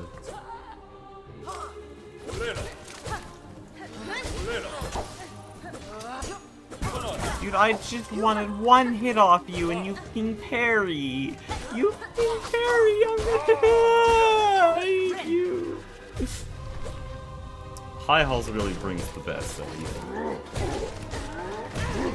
W reaction time. I don't even have my head straight anymore. Which is really affecting the gameplay. It's like angled sideways on my chair. I've lost my fucking mind. What was that? Oh no.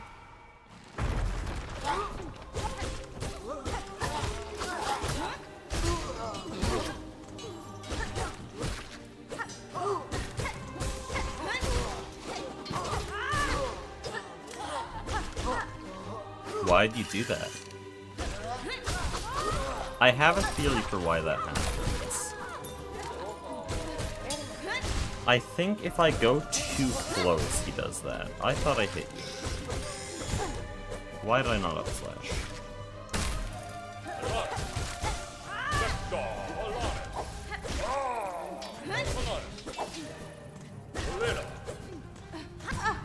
No. Another thing I need to do is stop getting hit. Like, the whole arena is supposed to be healed. Also, it ate my souls through there.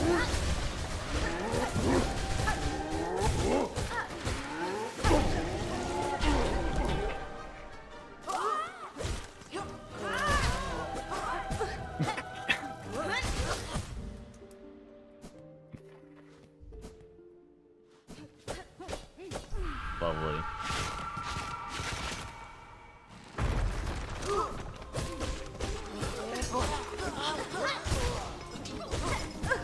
Oh, I didn't hit you? Where did I hit you?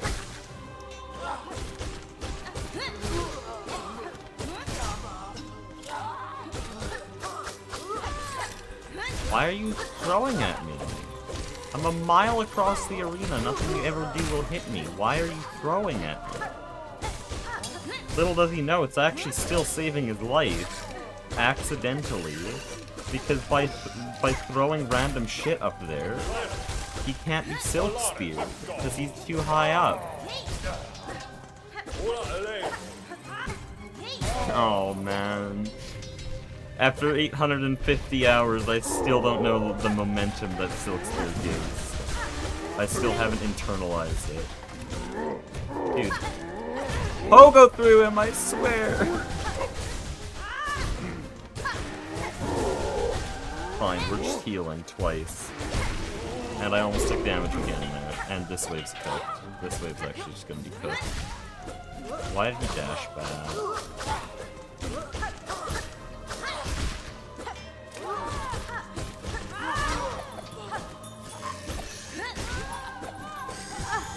you don't hit all the bell throwers with Silk Spear, you're dead. Might as well just quit breathing.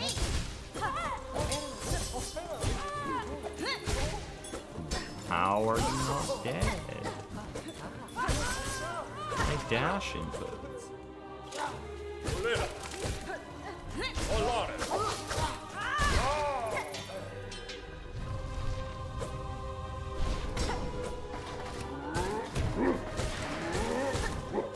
I don't know how it did turn around there. That was just fun. Am I like... There we go.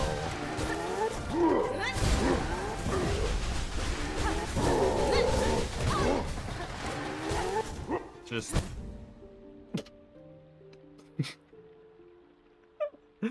I swear my plan there was to run in and hit him. My plan was to run in and hit him as he landed on the ground.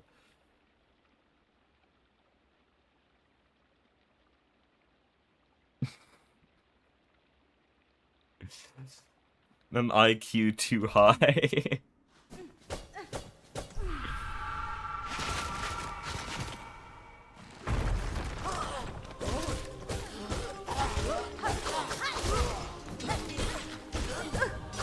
No.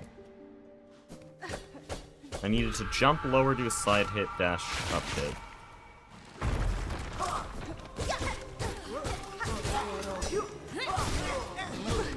This guy hasn't been hit yet. And as you can tell, this is completely alien to me. I don't know what to do when he's not hit.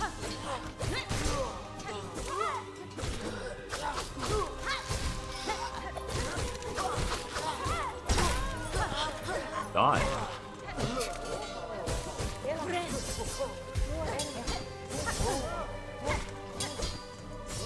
Brings a tear to the eye the way I play this game. Shit. Why are you not dead? Oh, you're like so not dead. What? How do you have that much health? Did I just like... Did I downgrade my needle a lot?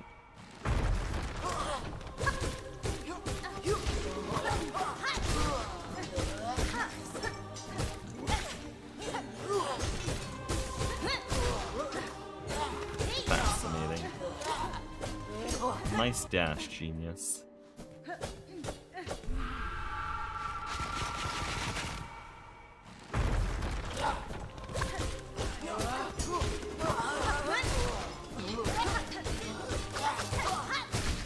Period. He's so right.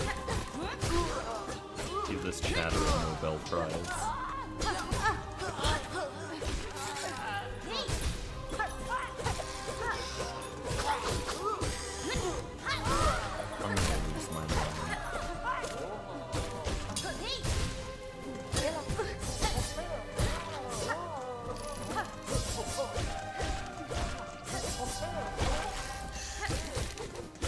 I don't know how that guy took 4 needle hits. Like, there's no way I missed 4 needle hits in this setup.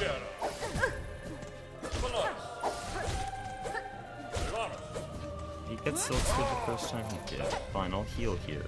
We're a minute in. What am I doing? Supposed to reach there at 45 seconds.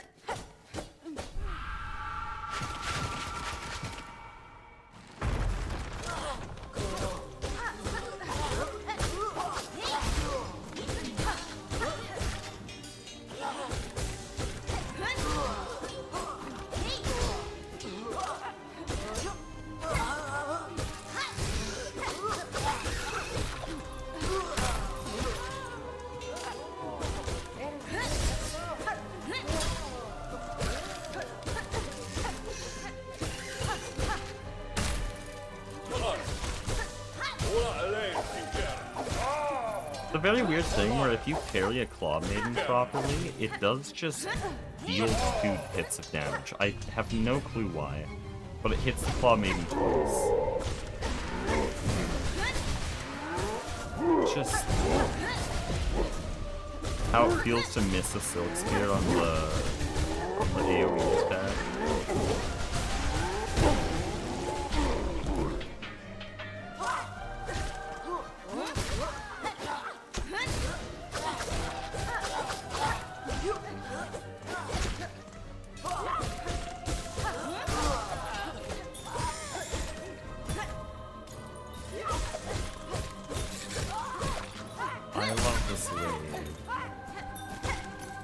What? You got hit. You literally flashed white. You got hit by the Silk Spear. Nothing ever works, dude. I'm pressing random buttons. And then whenever I think that reed is coming down, he just stops in place.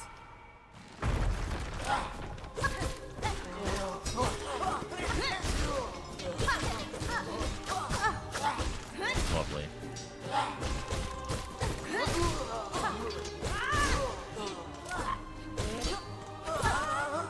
I need to walk to the left to prevent the bell thrower from doing that. I wonder if this makes things any more understandable. Wait, actually, hold on, it does. Wait, hold on. Not actively understandable, but for some reason, the reed had 4 hitboxes around him. That tells me that all 4 of his attacks have different triggers. And that it might be predictable.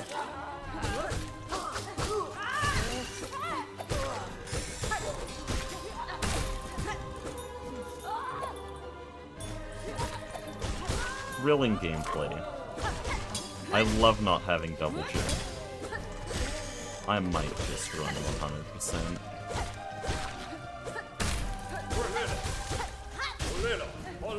Literally everything, everyone is running 100% these days. Awfulest Rebel, Civ, Blue SR. I think Biggie is running 100. I might as well hop on the Hondo bandwagon.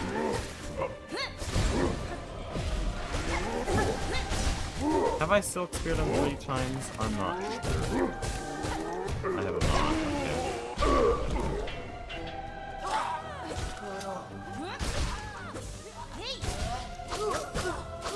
Okay, up slash.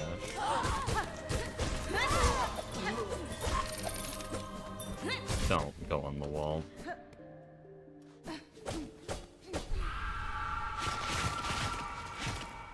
We're gonna go until I beat that 212 PB, by the way. That's the goal for today.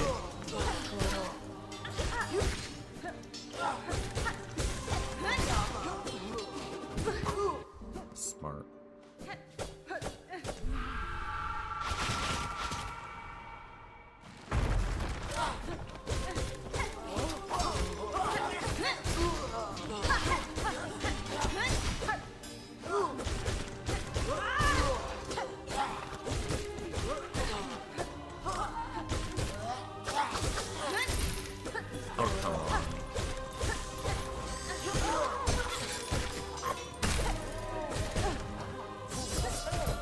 How did I get hit there? Like, I know that I walked inside of him, I just mean more like, how did I manage to get there? How did I manage to reach that point?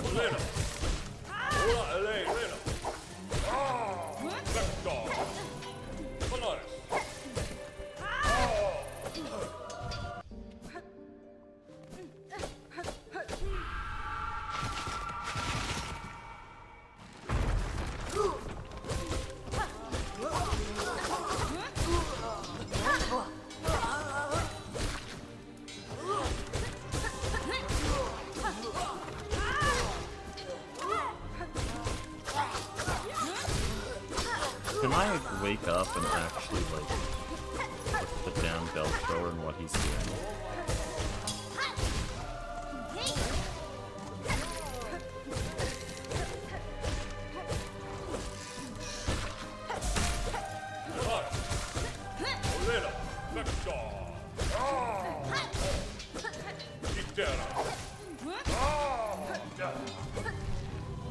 That was a really good Silk Spear.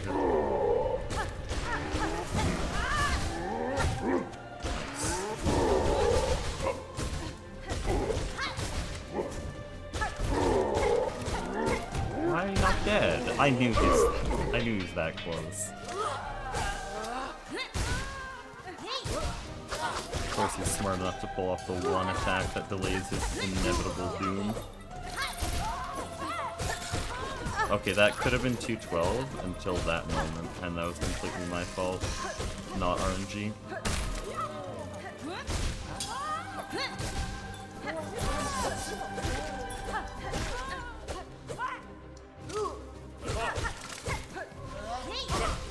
And there, now we're double cooked. So even if there was any chance at that point, this...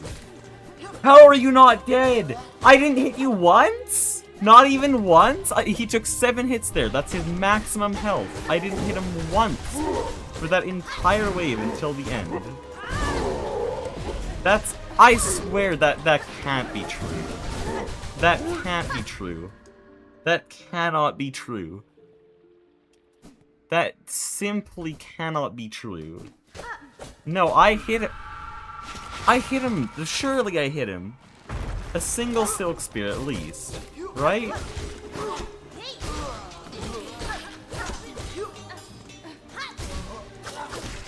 Jeez.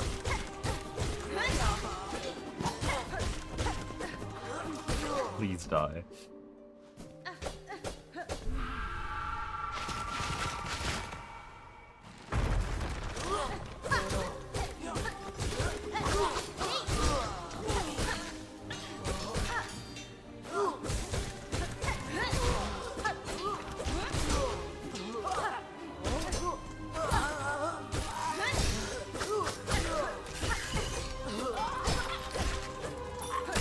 Why'd I do that?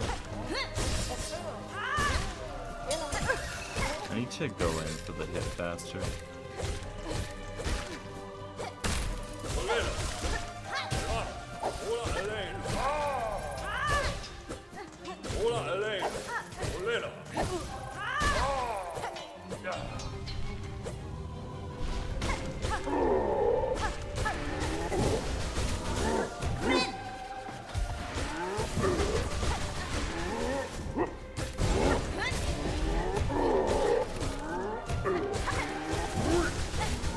You're 1 hit. Okay, 2 hit. Close enough.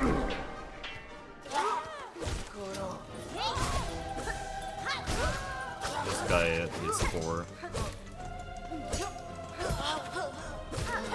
Dude, the worst possible attack combo that stays up in the air and doesn't take damage for the longest amount of time. And I just didn't set up at all.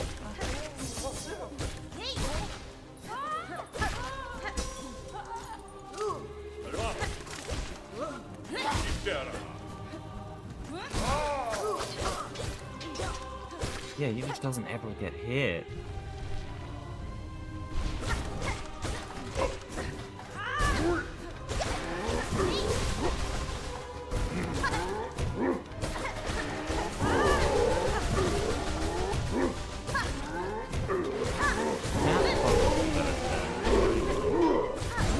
Also, hello, I still...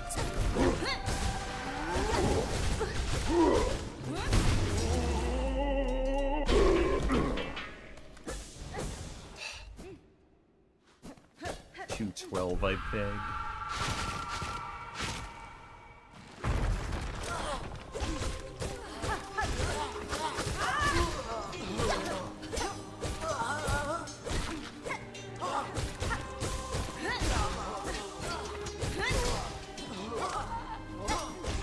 I have a theory, I have a theory, I have a theory.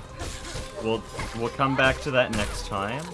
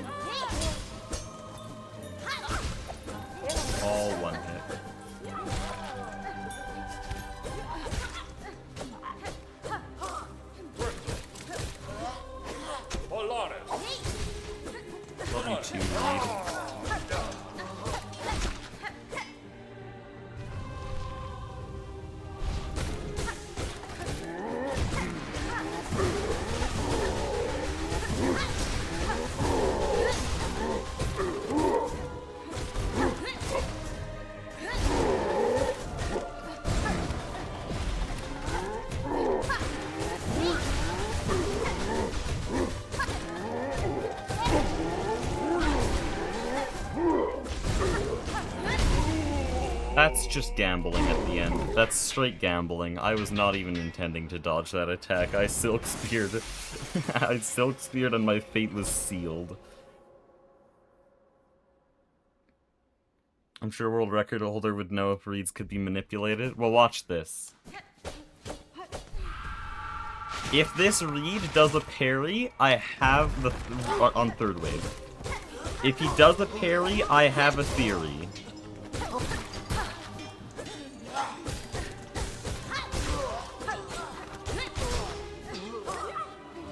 Guys?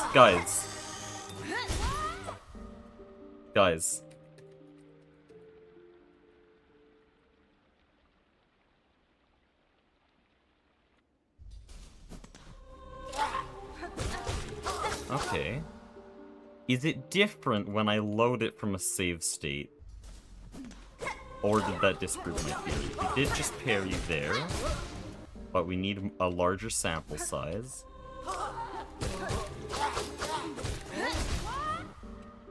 Maybe it's different. I'm gonna test this thoroughly, because if we can actually get this, it would be so big.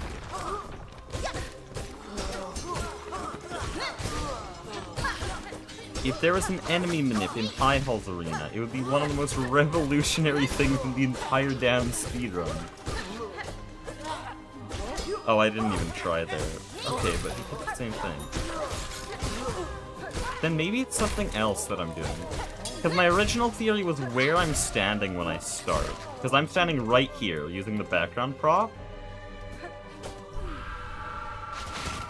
So is it where I'm standing, or is it how I approach him?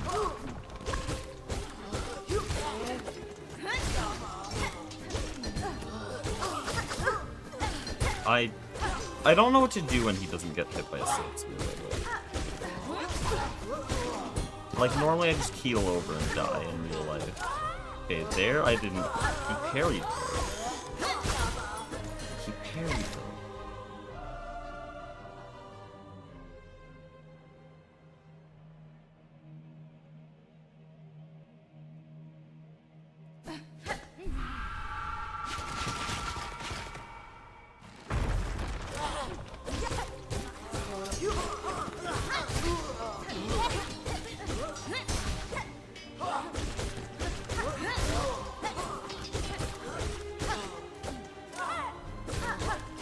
I don't know. I'm very unsure.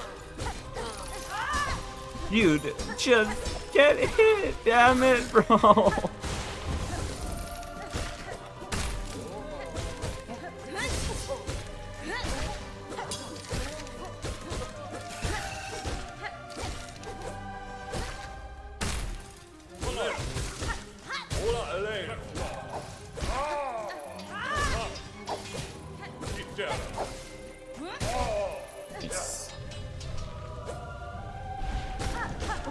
I do need to test that more. I'm gonna test this read. What happens if I just go towards him? Like, what will be his reaction? Parries. What about this time? No timer? I know. This time he does nothing.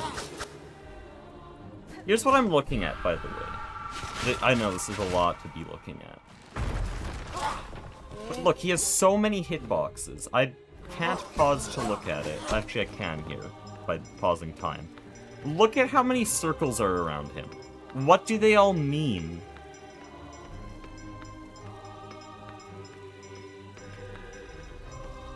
What do they all mean? What is each circle here? And how can I even test it?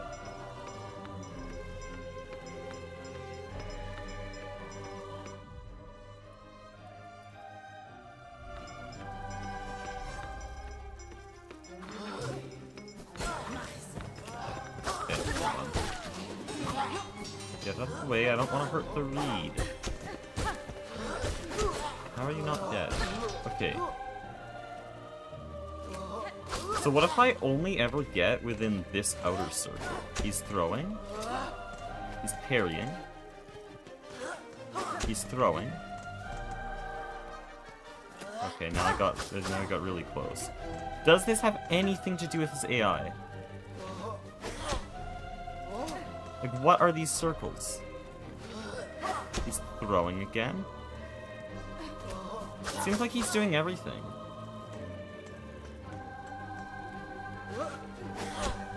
No, he is doing a lot of extra throws, though.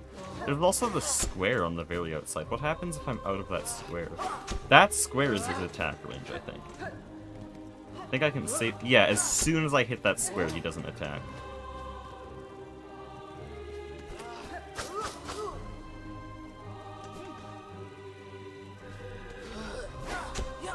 If I stay fully out of that square for as long as I can. And then, yep, as soon as I get back in. Okay, so that's something.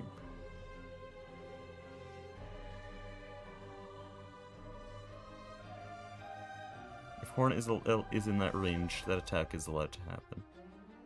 So, what, this range is the throw attack range? Well, you're doing that at the square distance.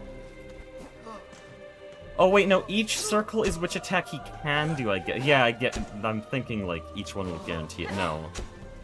So within the square he can do a throw, and then I think within the largest circle, which attack is allowed? I want to see. Largest circle, what attack? I think he can parry within that circle. And then what about this medium circle? This has to be the jab attack.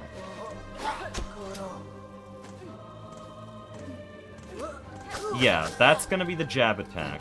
Now, when I'm very close, that's his backstep range. So when you're this close, he'll back up. Okay. Each circle is an attack, and it increases what he can do. So the big square here is his throw range.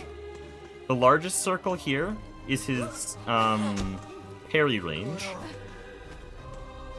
Medium circle is the jab distance, and this is his backstep distance. By the way, that was a perfect demonstration. Thank you, Reed.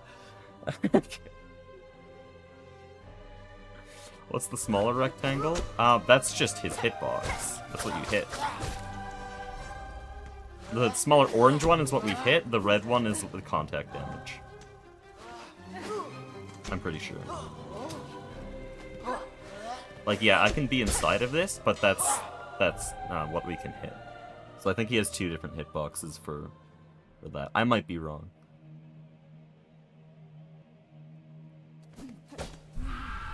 So how many enemies work like that, then? Like, what about the chorister? Also, where'd all my hitboxes go? I need this reed gone, and I need this envoy. Chorister, what the hell is this? What am I looking at? Okay. So he's very different. This is actually really hard to look at. I have a theory. Guys, you know the swing attack he did at me in PB? I have a theory. I'm gonna stay outside of that smallest square. No, it's not that one. Okay, what about this square? Oh, it's so hard to look at.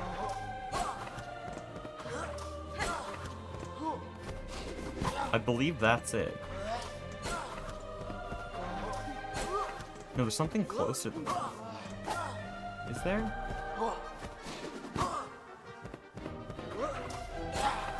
So did I get within this range, like, too quickly in PB?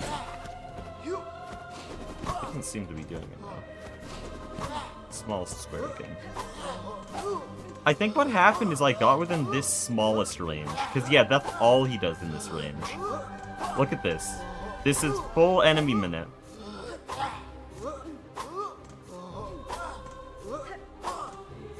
So this must be what happened, not in PB, but yesterday's run. I got here, which probably just means I did my dash attack too late. We solved that.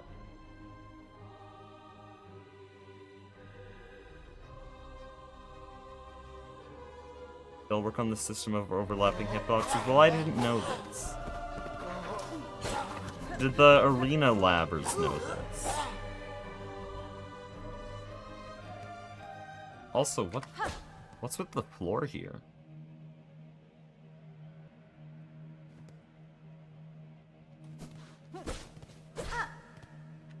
Okay. So is any of this useful, though? I mean, it's useful just to know, like, there's different ranges that each attack is in, because I thought there would just be an attack radius, and within that radius, he's gonna do any of his attacks. That's what I thought it was. It's good to know that choristers will guarantee a swing attack, if you're close enough. That's huge. Is there anything like that for reeds? And is it useful, more importantly? Now I really want to mess with this, like, a lot. I still have a lot of needle damage.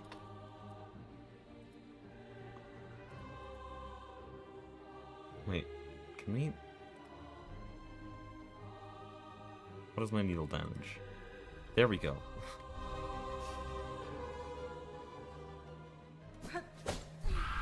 Could have used the backstep. I hate the backstep, okay? But the cool thing is, now I know that he only does that at a certain range. That's so huge. Okay.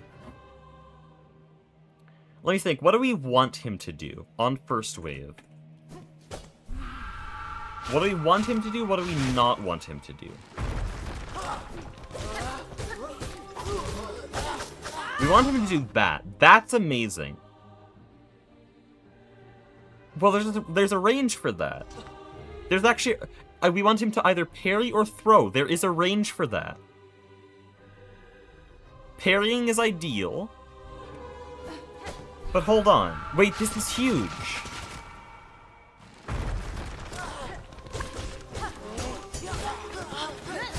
So there he went really close, so he was in jab range, but that's still good.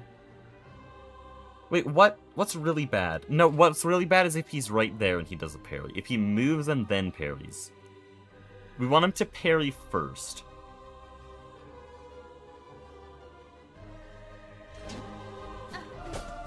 How do we make that happen? How do we make it so that he doesn't move towards me? What if I jump at the start here? What if I just do a little jump to get close to his range? Okay, that's not a jump. FYI, that's not a jump.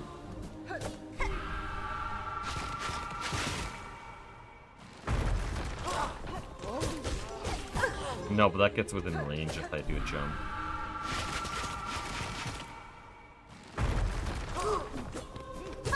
Yeah, it's really messy. What I want to do is like this. Oh, wait. Oh, that's... Okay, that's really weird. Maybe I can try that, but I think it messes with my range too much. Nah, it activates that. So that's good to know. There's a range where you force choristers to do a swing.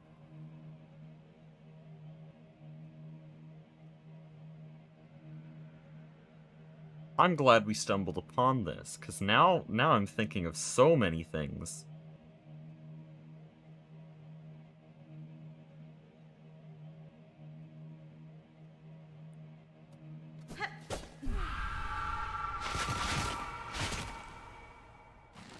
Okay, I'm going to slow down time here. What's his range immediately? As soon as we start, he's in parry range. That makes sense. He can't throw. No, he can throw. Wait, why doesn't he? He's not in jab range is what I meant. I still don't fully know the circles. Closest circle is backstep. Middle circle is jab. Outer circle is parry. The square is throw. Need to remember all these. So as soon as the arena starts, he is in throw range. And parry range. I think maybe this is what's happening. At the very start here, he chooses between either throwing or parrying. If he parries, he will just do that. If he throws, he will reposition. Because maybe he can't throw from where he is.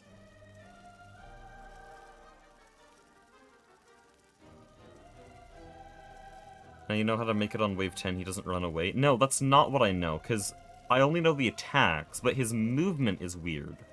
I don't know if that's predictable. Because he can just fly around the arena. The worst possible pattern on wave 1 here is where he flies in, and then he just flies out without doing any backstep or attack or any move. He just goes in and goes out. That's the worst possible pattern, because you can't Silk Spirit at all, not even once.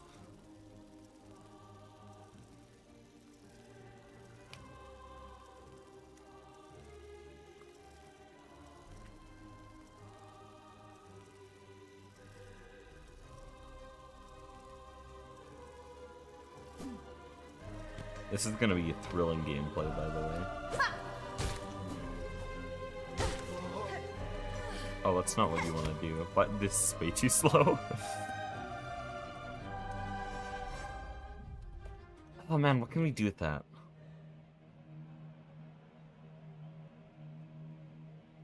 So we actually don't want to do a mini jump, because that will force him into a jab, and a jab would be really bad. Or would it? No, it would be good, wouldn't it?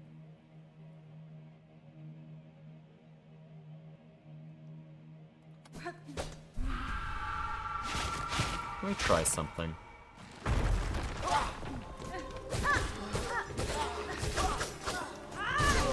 Interesting.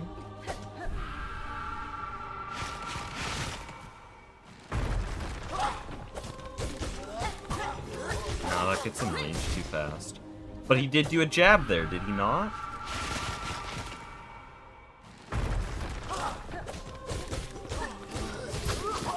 And he did a jab again, which puts him in range again.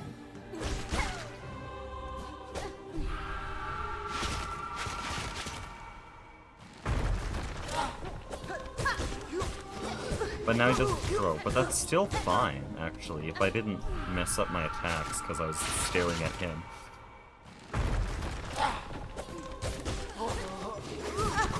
Oh, it changes the timing, though. It gives the chorister time to do, like, jumps and shit. Like, it has to be fast. I hate that. Is there anything I can do about that? I could run out of range, so that he's forced to do a throw, but that loses time. Oh, hold on, that's just normal strat.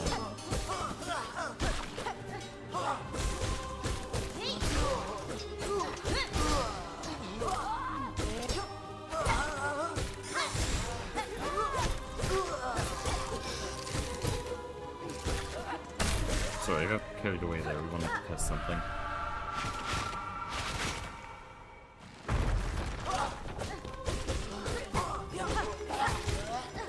That messes with stuff so bad. Also, that didn't manipulate him like I thought it would.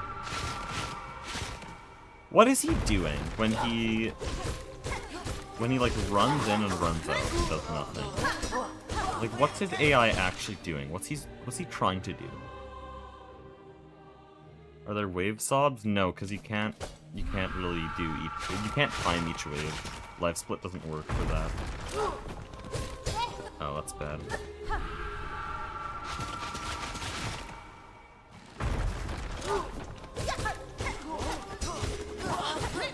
But yeah, that's bad. If we can prevent that, that would be big. So how do we prevent that? So there's two ways. First of all, we have to get out of parry range. But parry range is huge. Parry range is right here. We can't do that. We can't get out of parry range.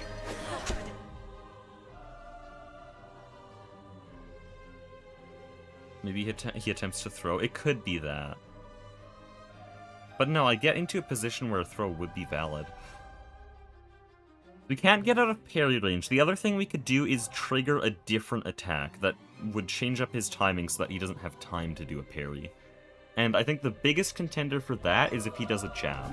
That's what I was trying to do originally. Like if I jump up here, and then don't do that.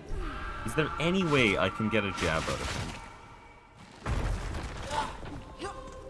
That's a backstep. Okay, if I go that close, of course it's gonna force a backstep. What if that's good? That's interesting, because that does guarantee his behavior every time. It will be a backstep and then a throw.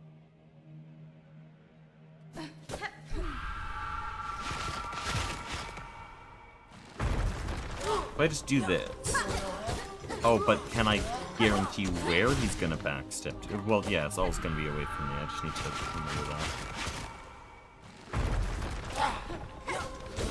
Don't do that. But now he's back here. And that, wait, that lets me get a hit on my way down. Wait, is this tech? Did we just discover something? I think this is it. I just need to refine it a bit more. But if I trigger a backstep to the left, then I can do a landing cancel like that if I just fit things together better. But like, look, it's the same thing every time.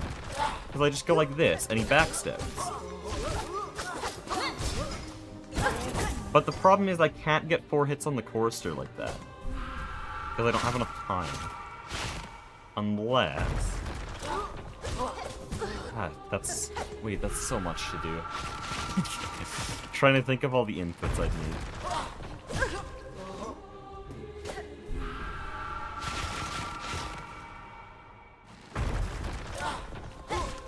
Let me down attack. Well, not down attack. I want a down dash here.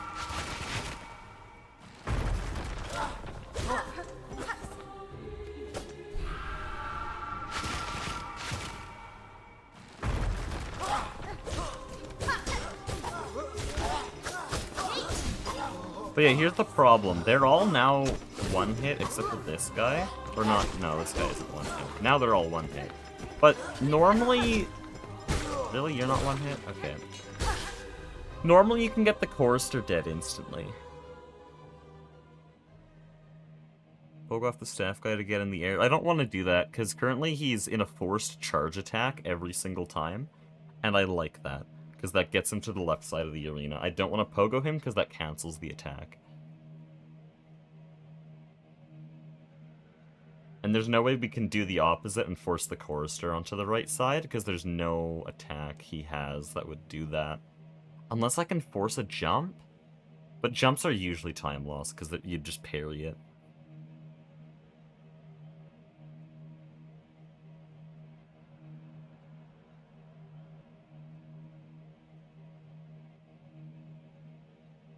Trying to think. So we can make him backstep, but the problem is it makes it so that I only get 3 hits on the chorister. Is there a way I can change that and actually get 4 hits? Maybe.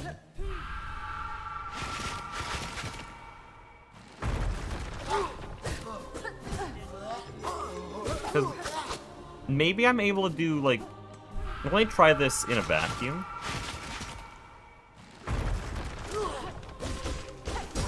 If I could do that, but the thing is he's too close to the wall. Maybe do the backstab attack? Oh. I think I know what you mean. Lovely. No, pushes him into the wall, actually. I don't think that's a thing. I think that's a thing I can do. Maybe. Maybe. Because the dash attack knocks you in the air. Or, better yet, no, that's bad. That doesn't work.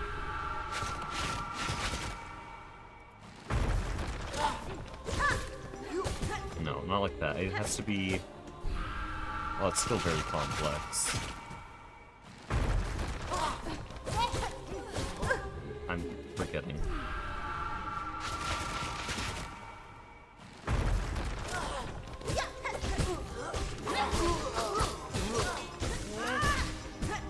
That's very interesting. Hold on. I want to time it. Because a good wave 1... Let's time a good wave 1 here using the old strat. Just so that we have a baseline.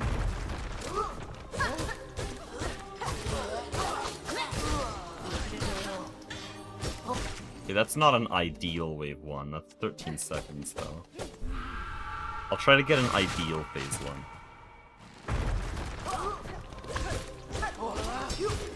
Yeah, that's not ideal. That's, the second worst pattern.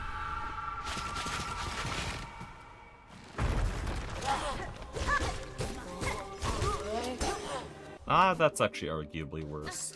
That's because, like, again, I got within backstab range. So I need to start my claw line further to the left. Or not backstab, backstab. Oh, actually, with the parry, I just got 13 seconds there. That's actually not as bad as I thought.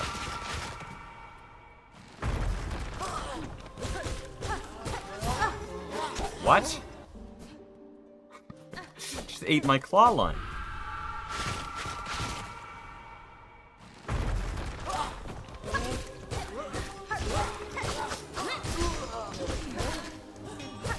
Almost ideal again, if only there wasn't a parry.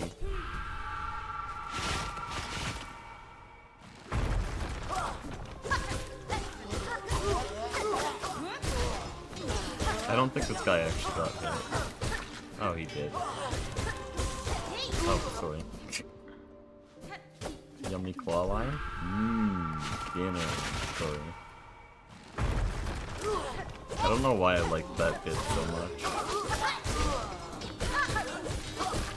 There, ideal I think is 12 seconds. But from that test we can see that 12 seconds is really rare. So now... let's see this.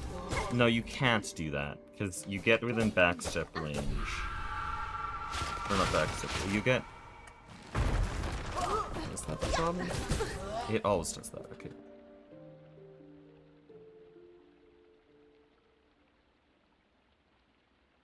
You back up, off, he'll start to throw, and then you can dash in to finish him off faster. It's not a guaranteed throw, though.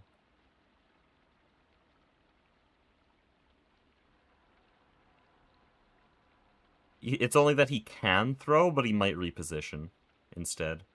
Though it does seem like if you wait long enough, then getting in range immediately causes an attack. Like, it's a bit more complex, because if you're just in throw range, it can take a really long time to do a throw, but if you get out of range for a while and then get back in range, then he throws. Like, instantly. So there's a lot of mechanics going on there. The problem with trying to get him to throw instead of parrying is that we'd have to run away really far just to remove a 50% chance. I think it's just net time loss, even if you average it out, accounting for RNG. I think it is just better to wait for parries and deal with them like that. They are only around 1 second of time loss each, and there's 2 situations, maybe even just 1 situation that actually causes that, so...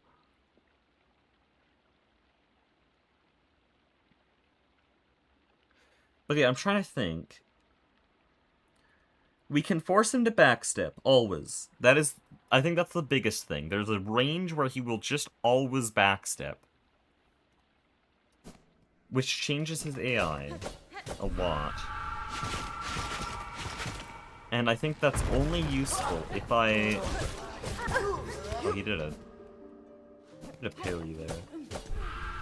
That's only useful if I can get 4 hits on the chorister. But I can't. Oh, nice silk spear.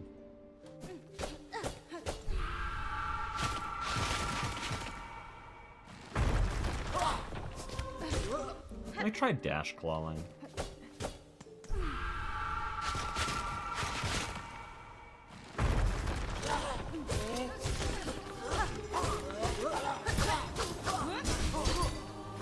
Shit. How many hits? Okay, that was enough hits, I think, but it was also really bad.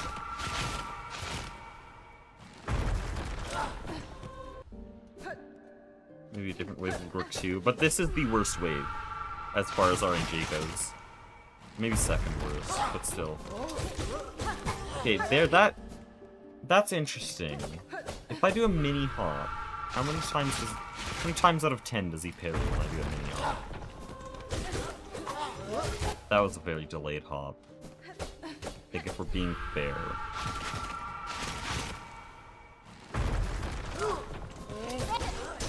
Huh. Interesting.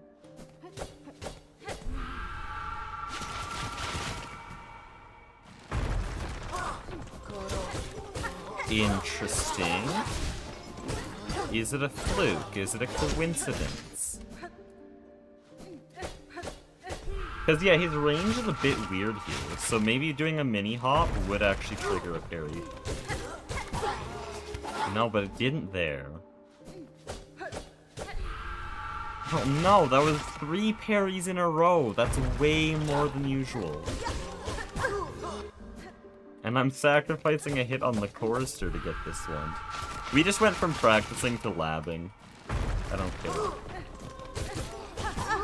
Now he's always waiting for a throw. What?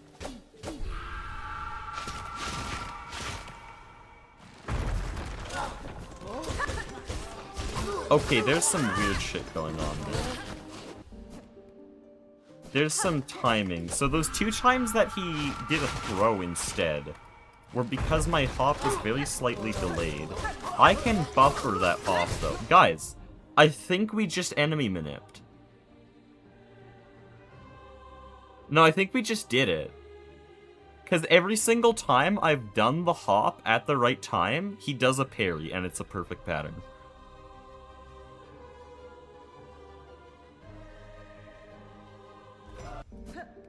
I need to verify this, but I think we've actually done something huge. Like, look at that. He just parried again. And I think I don't even need the chorister to be dead instantly. Because we have to do so many hits in the corner there already. Is it just slower?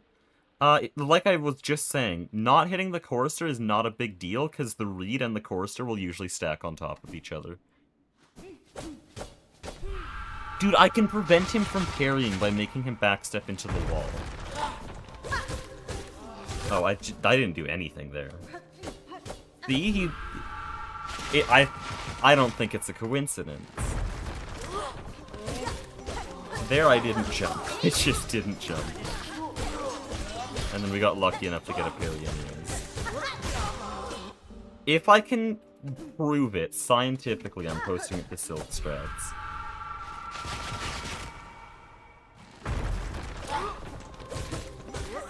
Okay, interesting. That's the first negative sign we've had.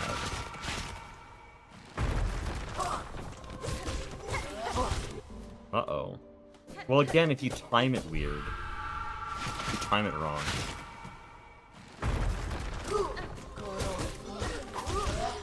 It also seems to rely on the height of the jump a bit. I should have jumped towards him briefly there, before the backstep. This is so good. Do you guys realize how good this is, though? Like, if this isn't placebo and bullshit and confirmation bias, which it could be, if this is real, High Halls Arena is solved, except for the clapper waves, which we're already good enough at that there's only a variance of, like, 1 second. Like, I say we as a speedrunning community, not myself. I'm still kind of bad at clapper waves, but if this isn't a series of confirmation bias and placebo, this suddenly just solves High Halls Arena. And turns it into a very complex version of Bell Beast. Because there it is again. And there it was inconsequential to how quickly the chorister died. By the way, I just want to point out that the thing that started this all is my positioning on wave 3, and right there we got another confirmation. I think it's real. I think it's real.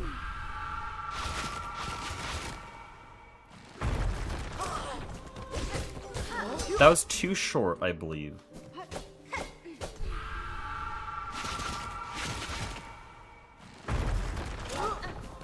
That's so high, but you know what happened? It made the chorister attack, that's what happened.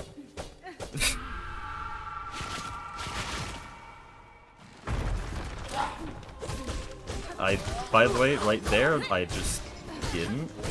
Good. Lovely. I really think this is real, because statistically, that parry is about 25%, and out of 10 attempts, we just got 8 of them. Like, that's approaching dream luck, if it's luck.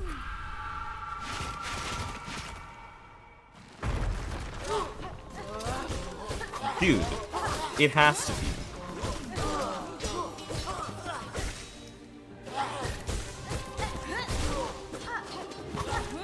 It has to be.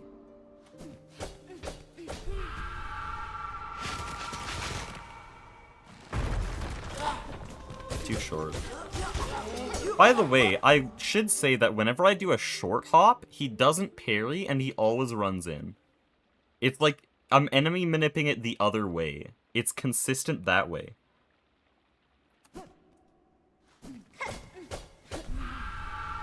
Rimsub doesn't do this? No. Rimsub uses old strat. Guys, how lucky is too lucky?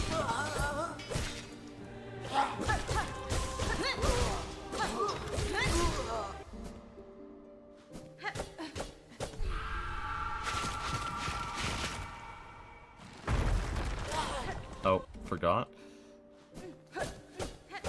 At what point can we just say that it's confirmed? Too short. But that's the other thing. Like, I could be calling too short on every failed attempt, even if it's not too short. I would have to get good enough at the strat that I can replicate it like 10 times in a row.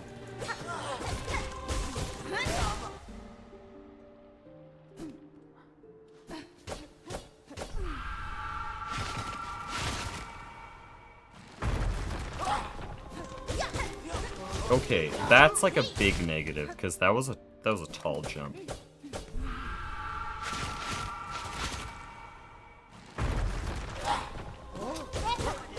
Well, that was even taller. Dude, I don't know if I'm being really biased. Because of course I want this to be true, I just lost a run to it.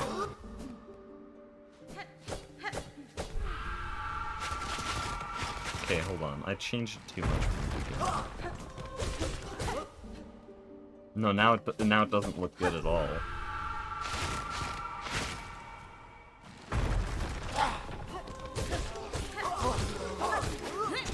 Now it's like never. It's not even that bad though.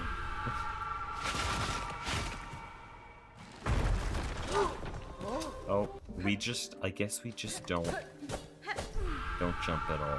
Interestingly, he did...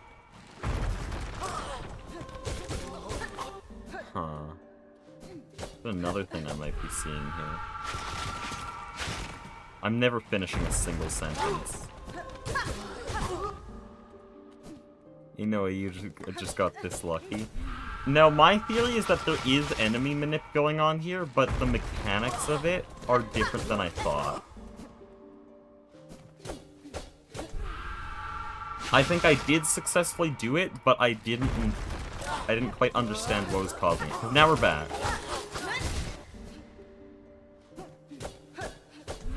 And of several times, I do get it when I don't jump. Like, watch this. No, okay. Let me try again.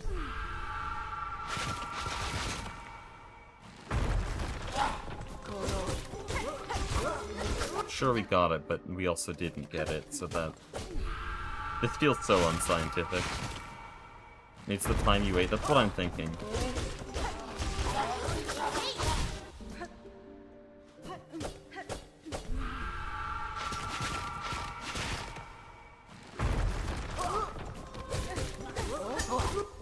That's really bad. If we're RNG manipulating into that pattern, I might just die.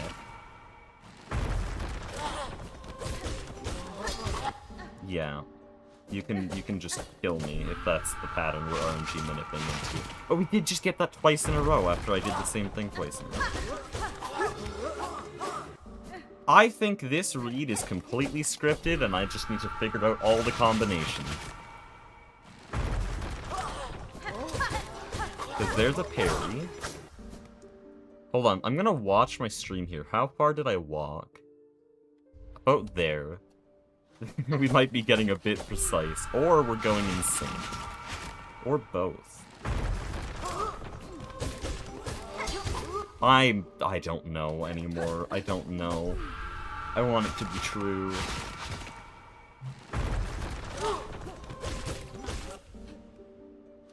Let's try doing the mini jump again, because that's what we've had. So what we had the most... Oh, okay, that was way too high of a jump. Clearly. Though we could return to that idea.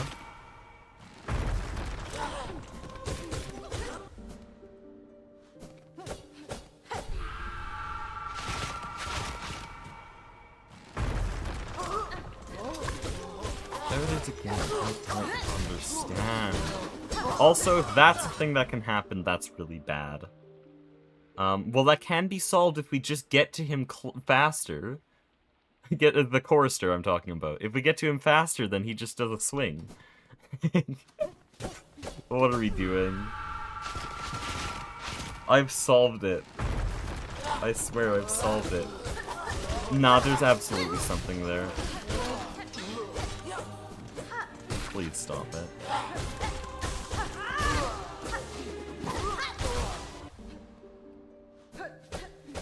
So I'm not sure on the mechanics of the mini jump, but I'm pretty sure it's a tight window. If you're like too high, too low, can mess with it.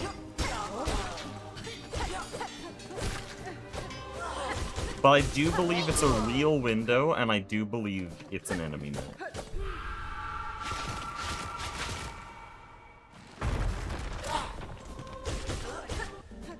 So I'm gonna guess that that was too short, and we're gonna go a little bit higher this time. Okay, that was a bit too much higher, but also he did parry, so like, what do I think of that?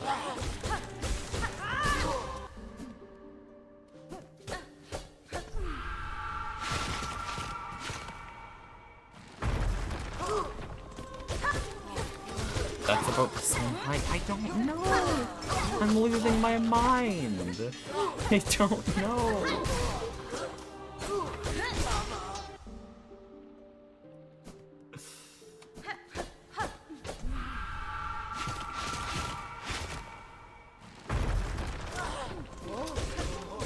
Another parry. I don't understand. I don't know what's happening anymore.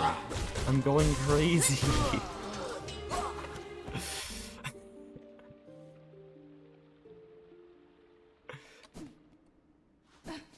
What's the proper height? We definitely have it way more than usual. Is it guaranteed, or is it just a higher chance? Oh, what a minute.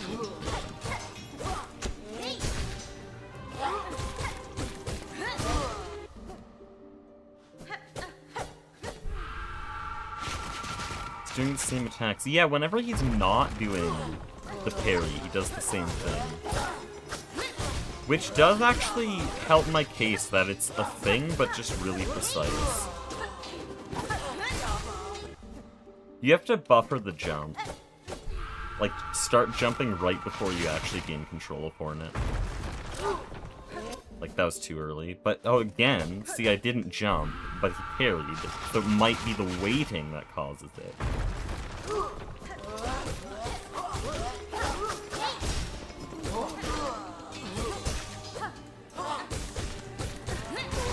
But that suddenly just makes wave 1 go from one of the most annoying waves to straight up brain dead. Nice voice crack.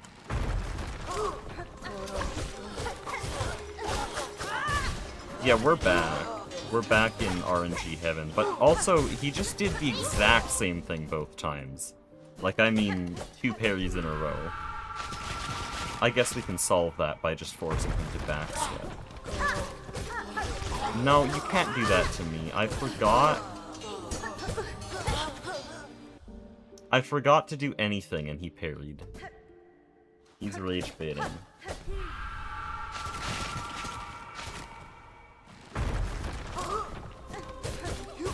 What? I've never seen that pattern before, and it's also one of the highest jumps so far.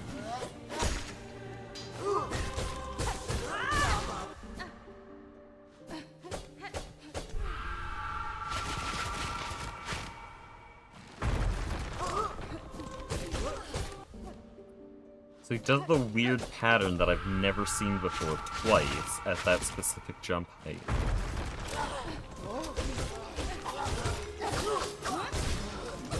I'm not crazy, right? Even when you mess it up, it's still pretty smooth. Yeah, but also I've done wave 1 a lot. Like, here's just my old pattern. That's not my old pattern. Sorry, I've done 3 hits on the chorister so many times now that I forgot.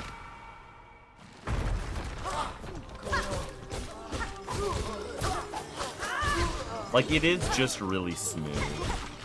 That is just how wave 1 is for me. Let's go back to labbing this. What are you doing?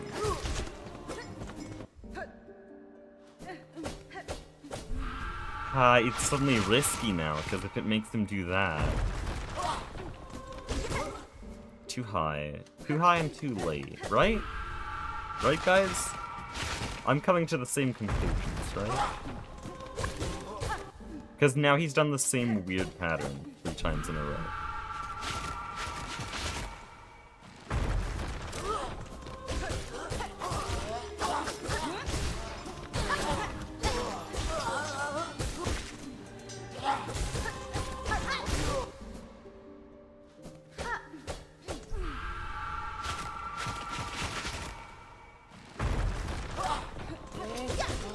There it is. That's the jump height. That's the jump height.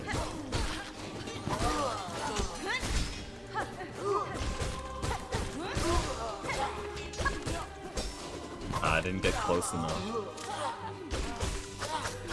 We'll lab wave 3 soon, okay?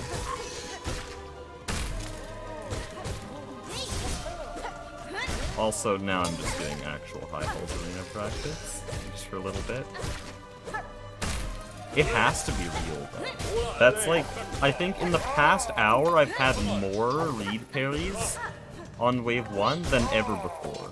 Just in the last hour. Like, every other attempt combined.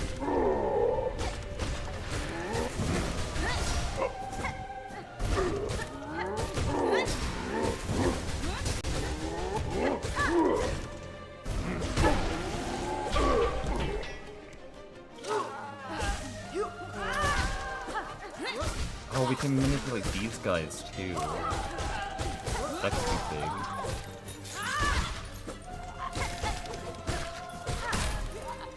Dude, why is this such a good high altar in the way, though?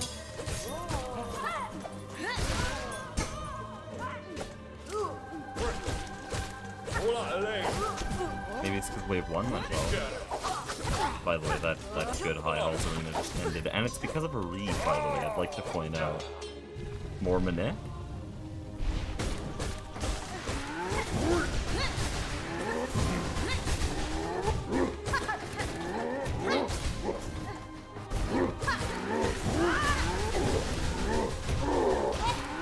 What would be even scarier is if it doesn't have anything to do with enemy attack boxes. By the way, that could have been PB if I didn't read a 3rd hit. That would have been like a 208. What'd be scarier is if I didn't learn a attack box manip, but actually just straight TAS RNG manip. Like how certain inputs can change the random number generation. And then for some reason that mini jump is enough to cause that RNG. That would be scarier. Check that? There's no way to check that.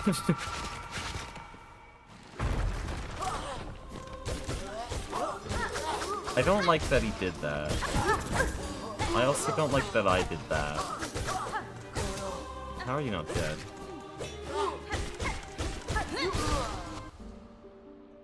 Do movement in the room before? No, that wouldn't affect it.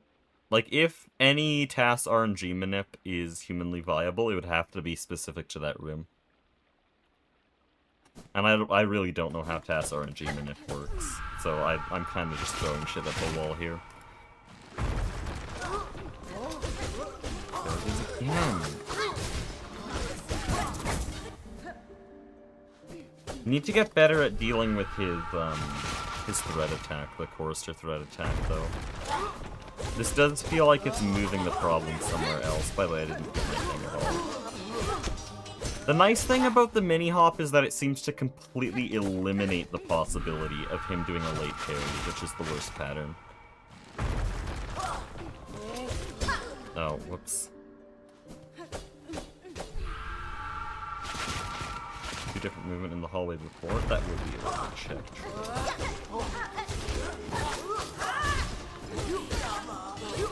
You're one hit. You're one hit. You're one hit. I hate you.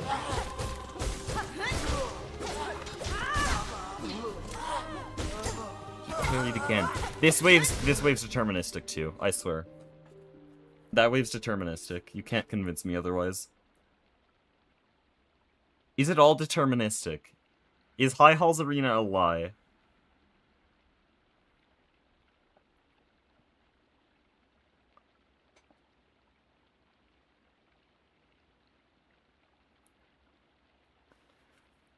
Yeah, the fact that Wave 3 is going means that it's probably not like TAS RNG enough. Oh, I forgot. Dude, I just forgot.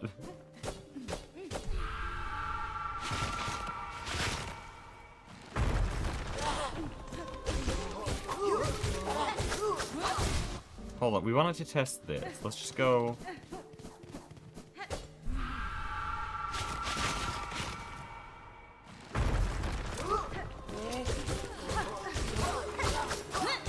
He did it again. I would like to alert everyone that despite my bullshit movement at the start, he did do the same thing. Dies? It's so real. Okay, you can't tell me otherwise. You're 2-hit. You're 1-hit. It's all deterministic. I don't know why I did that. That's actually really bad, because now I just can't do this wave at all. Nice.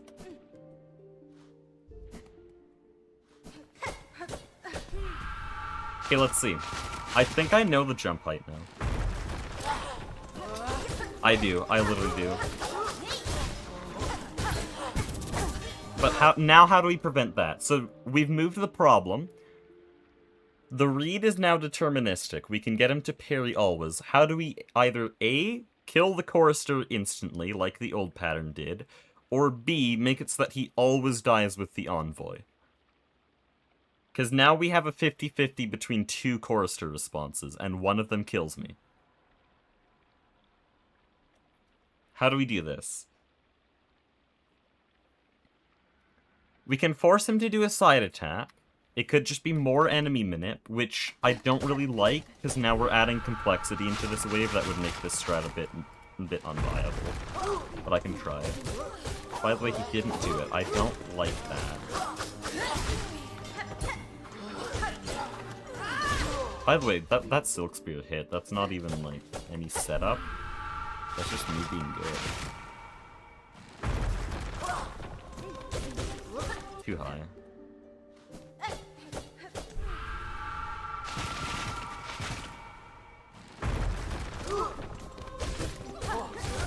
That was lower. I don't know.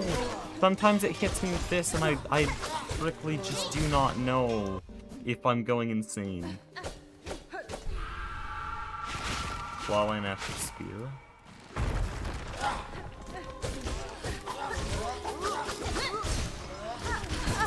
Maybe, actually. You do like a clawline down dash combo. I did that one a bit late.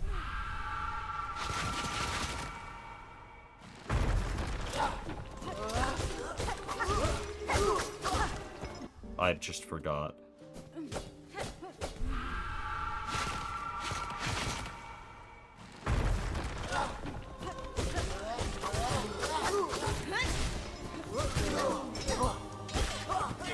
No, but clawline down dash doesn't do enough.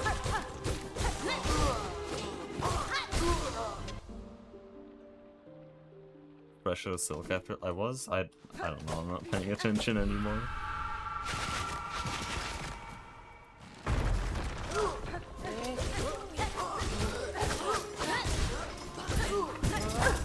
No, I have silk there. I have one silk. I can do a claw line. Let me just focus on it and see if that's actually a thing I can do.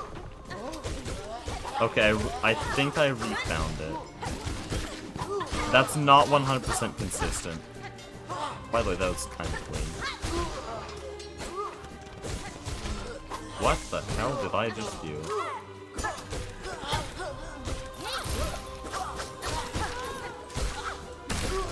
Dude, can I manipulate the bell throwers now? This stream was supposed to be way shorter.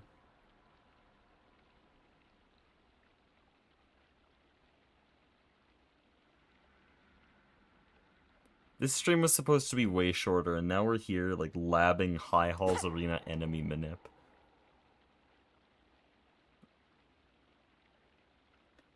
Give me a second. I'm gonna ask the Discord if an enemy manip has been found.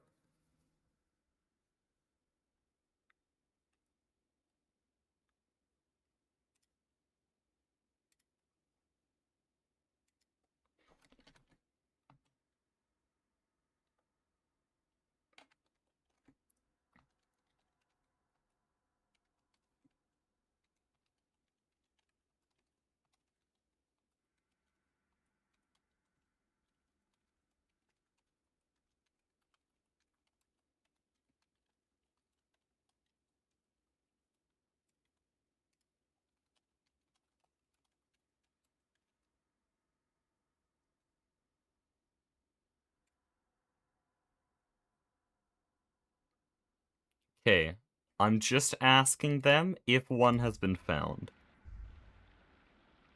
What's next, the bosses? Actually, Nebula's already doing that. He found a strat that forces a Lace 2's first 3 attacks all the way up until a stagger.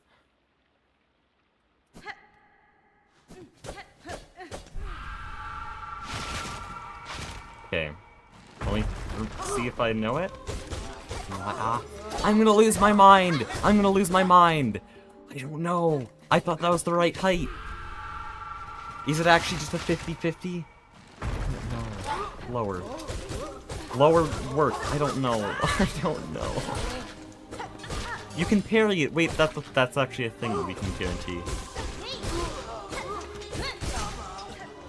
He's gonna parry? No, he's not. Okay. Is it determined? I'm questioning everything. Can flower skip be manipulated? No, that's spawning position. That's different. You can't manipulate room spawning position. Wow. Room spawning position. What was different? Was anything different? I need to, like... I don't know.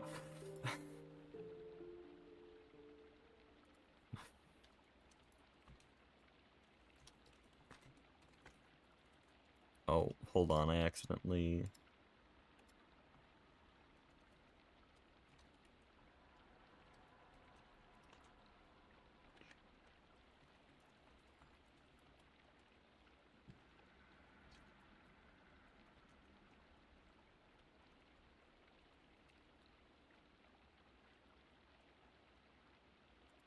Okay, hold on.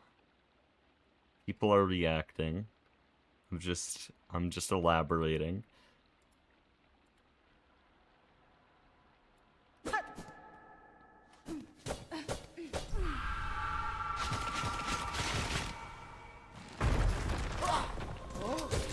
There it is again. I don't know. Also, right now this is slower because of the chorister. I need to find a strat for the chorister.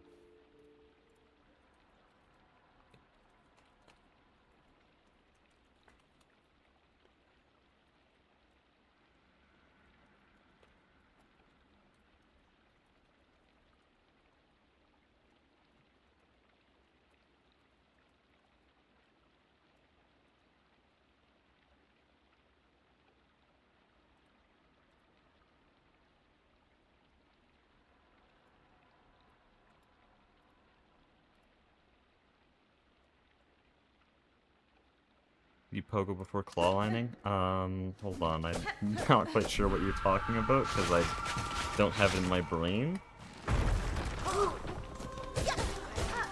Why? You mean Pogo the Reed?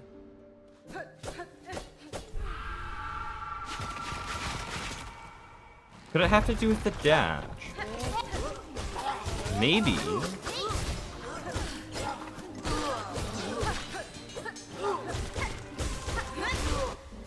What happens if I always dash before hitting the ground, like I did there?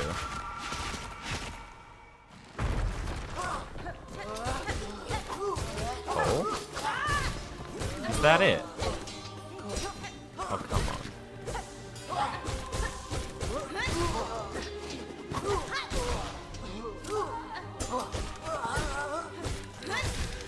How are you not hit?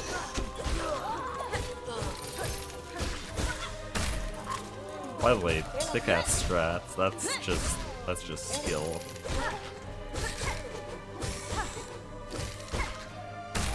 Has anyone responded? No, okay. We're gonna continue trying. Has to be.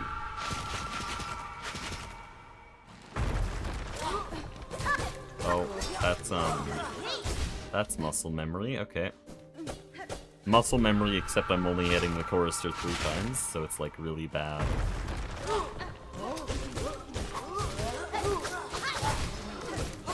We're getting really consistent behavior again.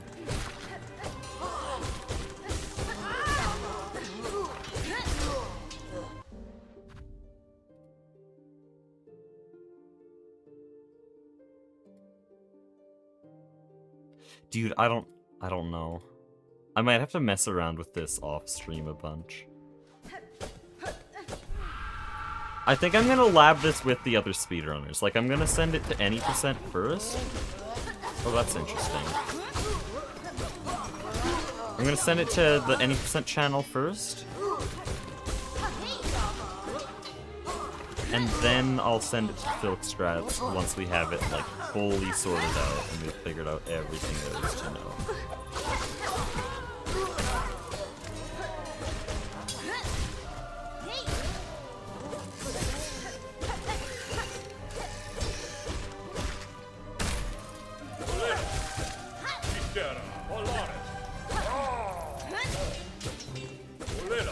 I think even if this is slower, by the way, which so far it's looking to be around 1 second slower in the current form, even if this is slower, people will use it for the consistency. At least I would. Though, maybe I'm just biased towards my strat. You'll pick up one hit. There we go.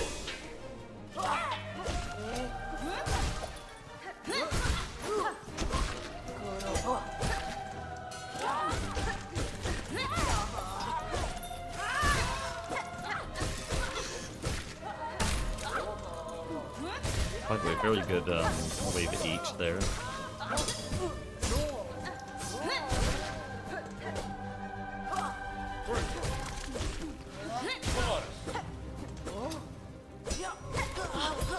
If I could get this guy to chase me, that would be huge.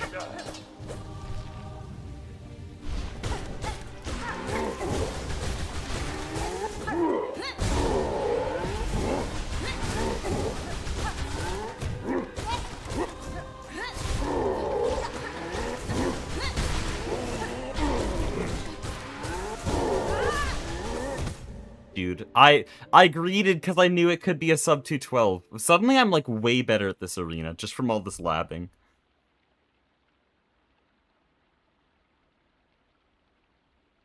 I greeted so I was like, this could be 212, this could be 212, like, oh man. Why am I suddenly good?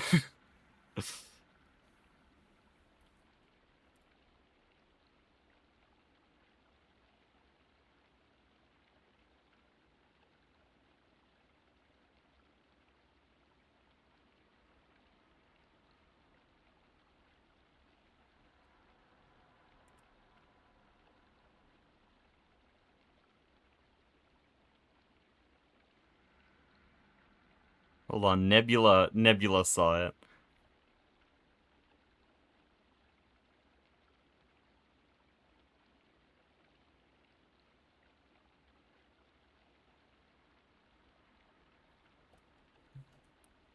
I don't know what he means, though.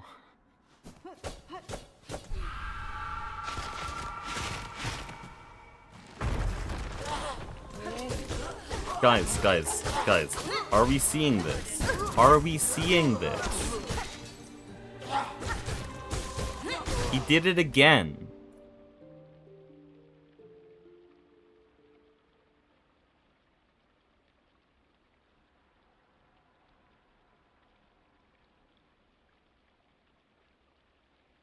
He says being too fast just screwed me over. I don't know what Nebula is talking about. I'm gonna be honest.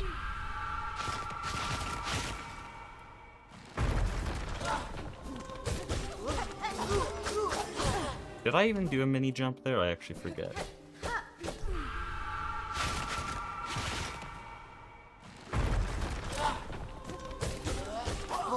Okay, he's now consistently doing the wrong thing. It's always consistent behavior, whether I like it or not.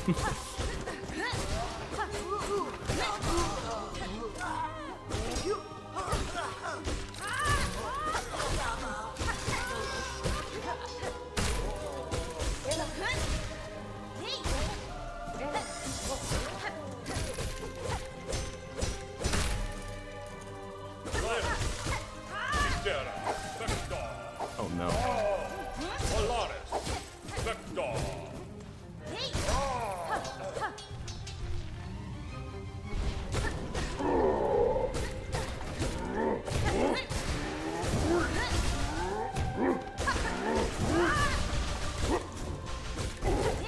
No, don't Silk Spear again. I shouldn't have done that. You're supposed to Silk Spear 3 times. I didn't realize that was my 4th.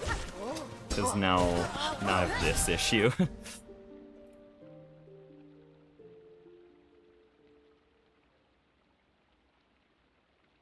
Hold on, Nebula sent a video. What the hell does Nebula do? What? What the hell? Dude. Okay, Nebula has a really interesting strat.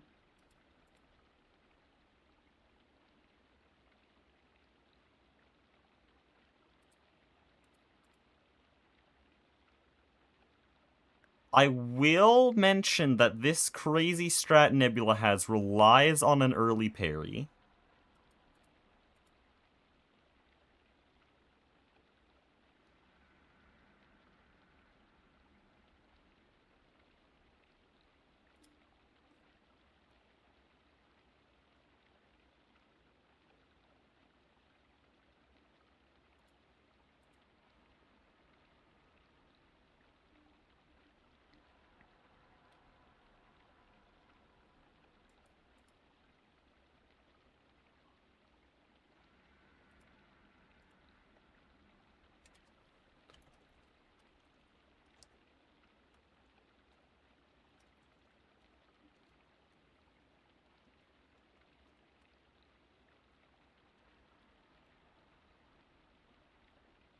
I might finish this off stream, because now this is a lot of talking to other runners, which isn't on stream. You guys can't see this.